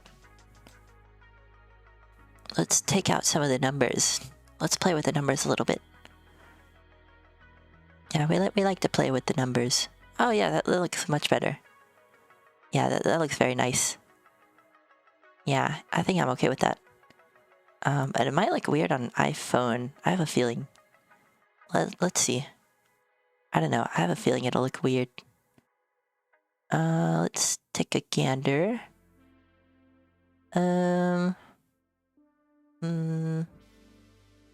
feel like it's a bit too high. I don't know. It's very close to the top of the screen. Like, almost too close. Like, I can move it down on iPhone a little bit. By, like, a constant amount for both of those things. And I think I'll be fine. Oh yeah, also there's a funny bug where, like, the arrows, when I'm turned to left, they do this weird thing. But when I'm turned right, it's, like, fine. When I'm facing right, yeah. Yeah, those labels look a bit too close to the top of the screen on iPhone. I'm gonna move it down on iPhone. Yeah. Yeah, let's say this. We'll create a variable here. We'll say let ruby label and I don't know, just say like ruby label y position. equals is iPad. And then we'll yoink this. And then on iPhone, I guess we can like, I don't know, we want to move it down. So let's, I don't know, we can add this. I don't know if that moves it down, but yeah, let's try this. Let us try this. And we shall see if that is conducive to success. Let's see. Let's see. Yeah, although we also need to move this ruby too. S is for ruby. Oh no, yeah, we're moving both of them. Oh wait, so then if I'm moving both... Oh, wait a minute. Wait a minute. Yeah, that won't work. Yeah, so that'll just work for this. So we'll have to make it two separate variables here. We'll say ruby point label, like ruby point label y position, and let ruby y position. How about that? How about that? Catch me outside. How about that? Let's see. Yeah. How about we do this? We do the thing, and we see if the thing works. Yeah, usually doing the thing does the thing, but we need to make sure the thing does the thing. So, yeah, we'll just double check, triple check. So, on iPhone, we want this to move down slightly. Well, we'll have it what it was before, which was, yeah, what was it? Frame.heights divided by 8 times 7. Yeah, we'll do this. Let's get our old values back for iPad, or for iPhone. Yeah, so these values here, these were the iPhone values. Yeah. So, okay, I think that should look a bit better for the Ruby label, at least, on iPhone. Let's see. Oh, we've got a bug. Oh, yeah, this needs to be this here. And then for this needs to be this. Yeah, there we go. Cool. I think that should be good. Now let's see. Now we shall see. So, let us take a little gander. Oh, yeah, the zero's a bit... yeah, I guess the part of the zero's being consumed by the void. Yeah, we need to bring him down a little bit. We need to bring him a little bit down. Yeah, we don't want part of the zero to be chomped away by the screen. Yeah, let's bring him down to Earth. Yeah. I thought I put the iPhone value that I had before. Let me double check. For this one here. Yeah, we'll copy this. This is kind of what I had before. And we'll copy this over this. Oh, I know why this is happening. Because the Ruby size is different as well. The height. Yeah, what did I have before here? Okay. Oh wait, no, that should be alright.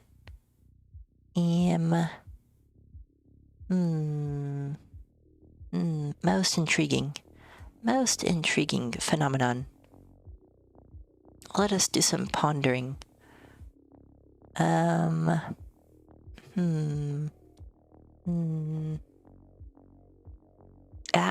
not quite sure.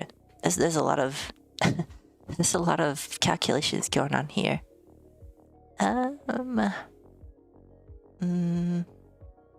Let's do some thinking emoticon.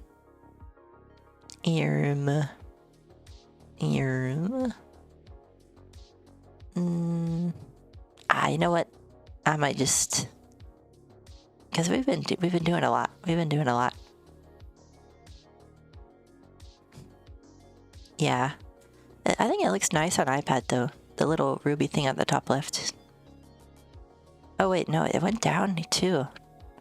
Oh, what is going on, man? I think my values are swapped. I think they're swapped. Is that right? Oh, wait a minute. And am I setting this to like... What is going on? This is wild. Oh, that's wild. I'm not quite sure. I might need to do some more investigating. But yeah, I think we've been going. We've been doing. I think we've been doing the good things. I'm probably about ready to call it, but I think we've been doing good. We've been doing good. Yeah, I think this might be this adaptive design stuff, making the things look nice on iPhone and iPad may need to be a 3-part series. Yes, I think perhaps. But let's review what we've done so far. Yeah, we've done like this thing on the game over. We've made that look a little bit relatively better. I don't know. I'm still on the iPad Pro. I'm still a bit iffy about this. Like this little, there's a lot of space between the labels, like these points and enemies defeated text in the top and bottom of the thing. Yeah, I'll probably end up adjusting that a little more. Yeah, but I always go back and forth. But we've done quite a bit. We've done quite a bit.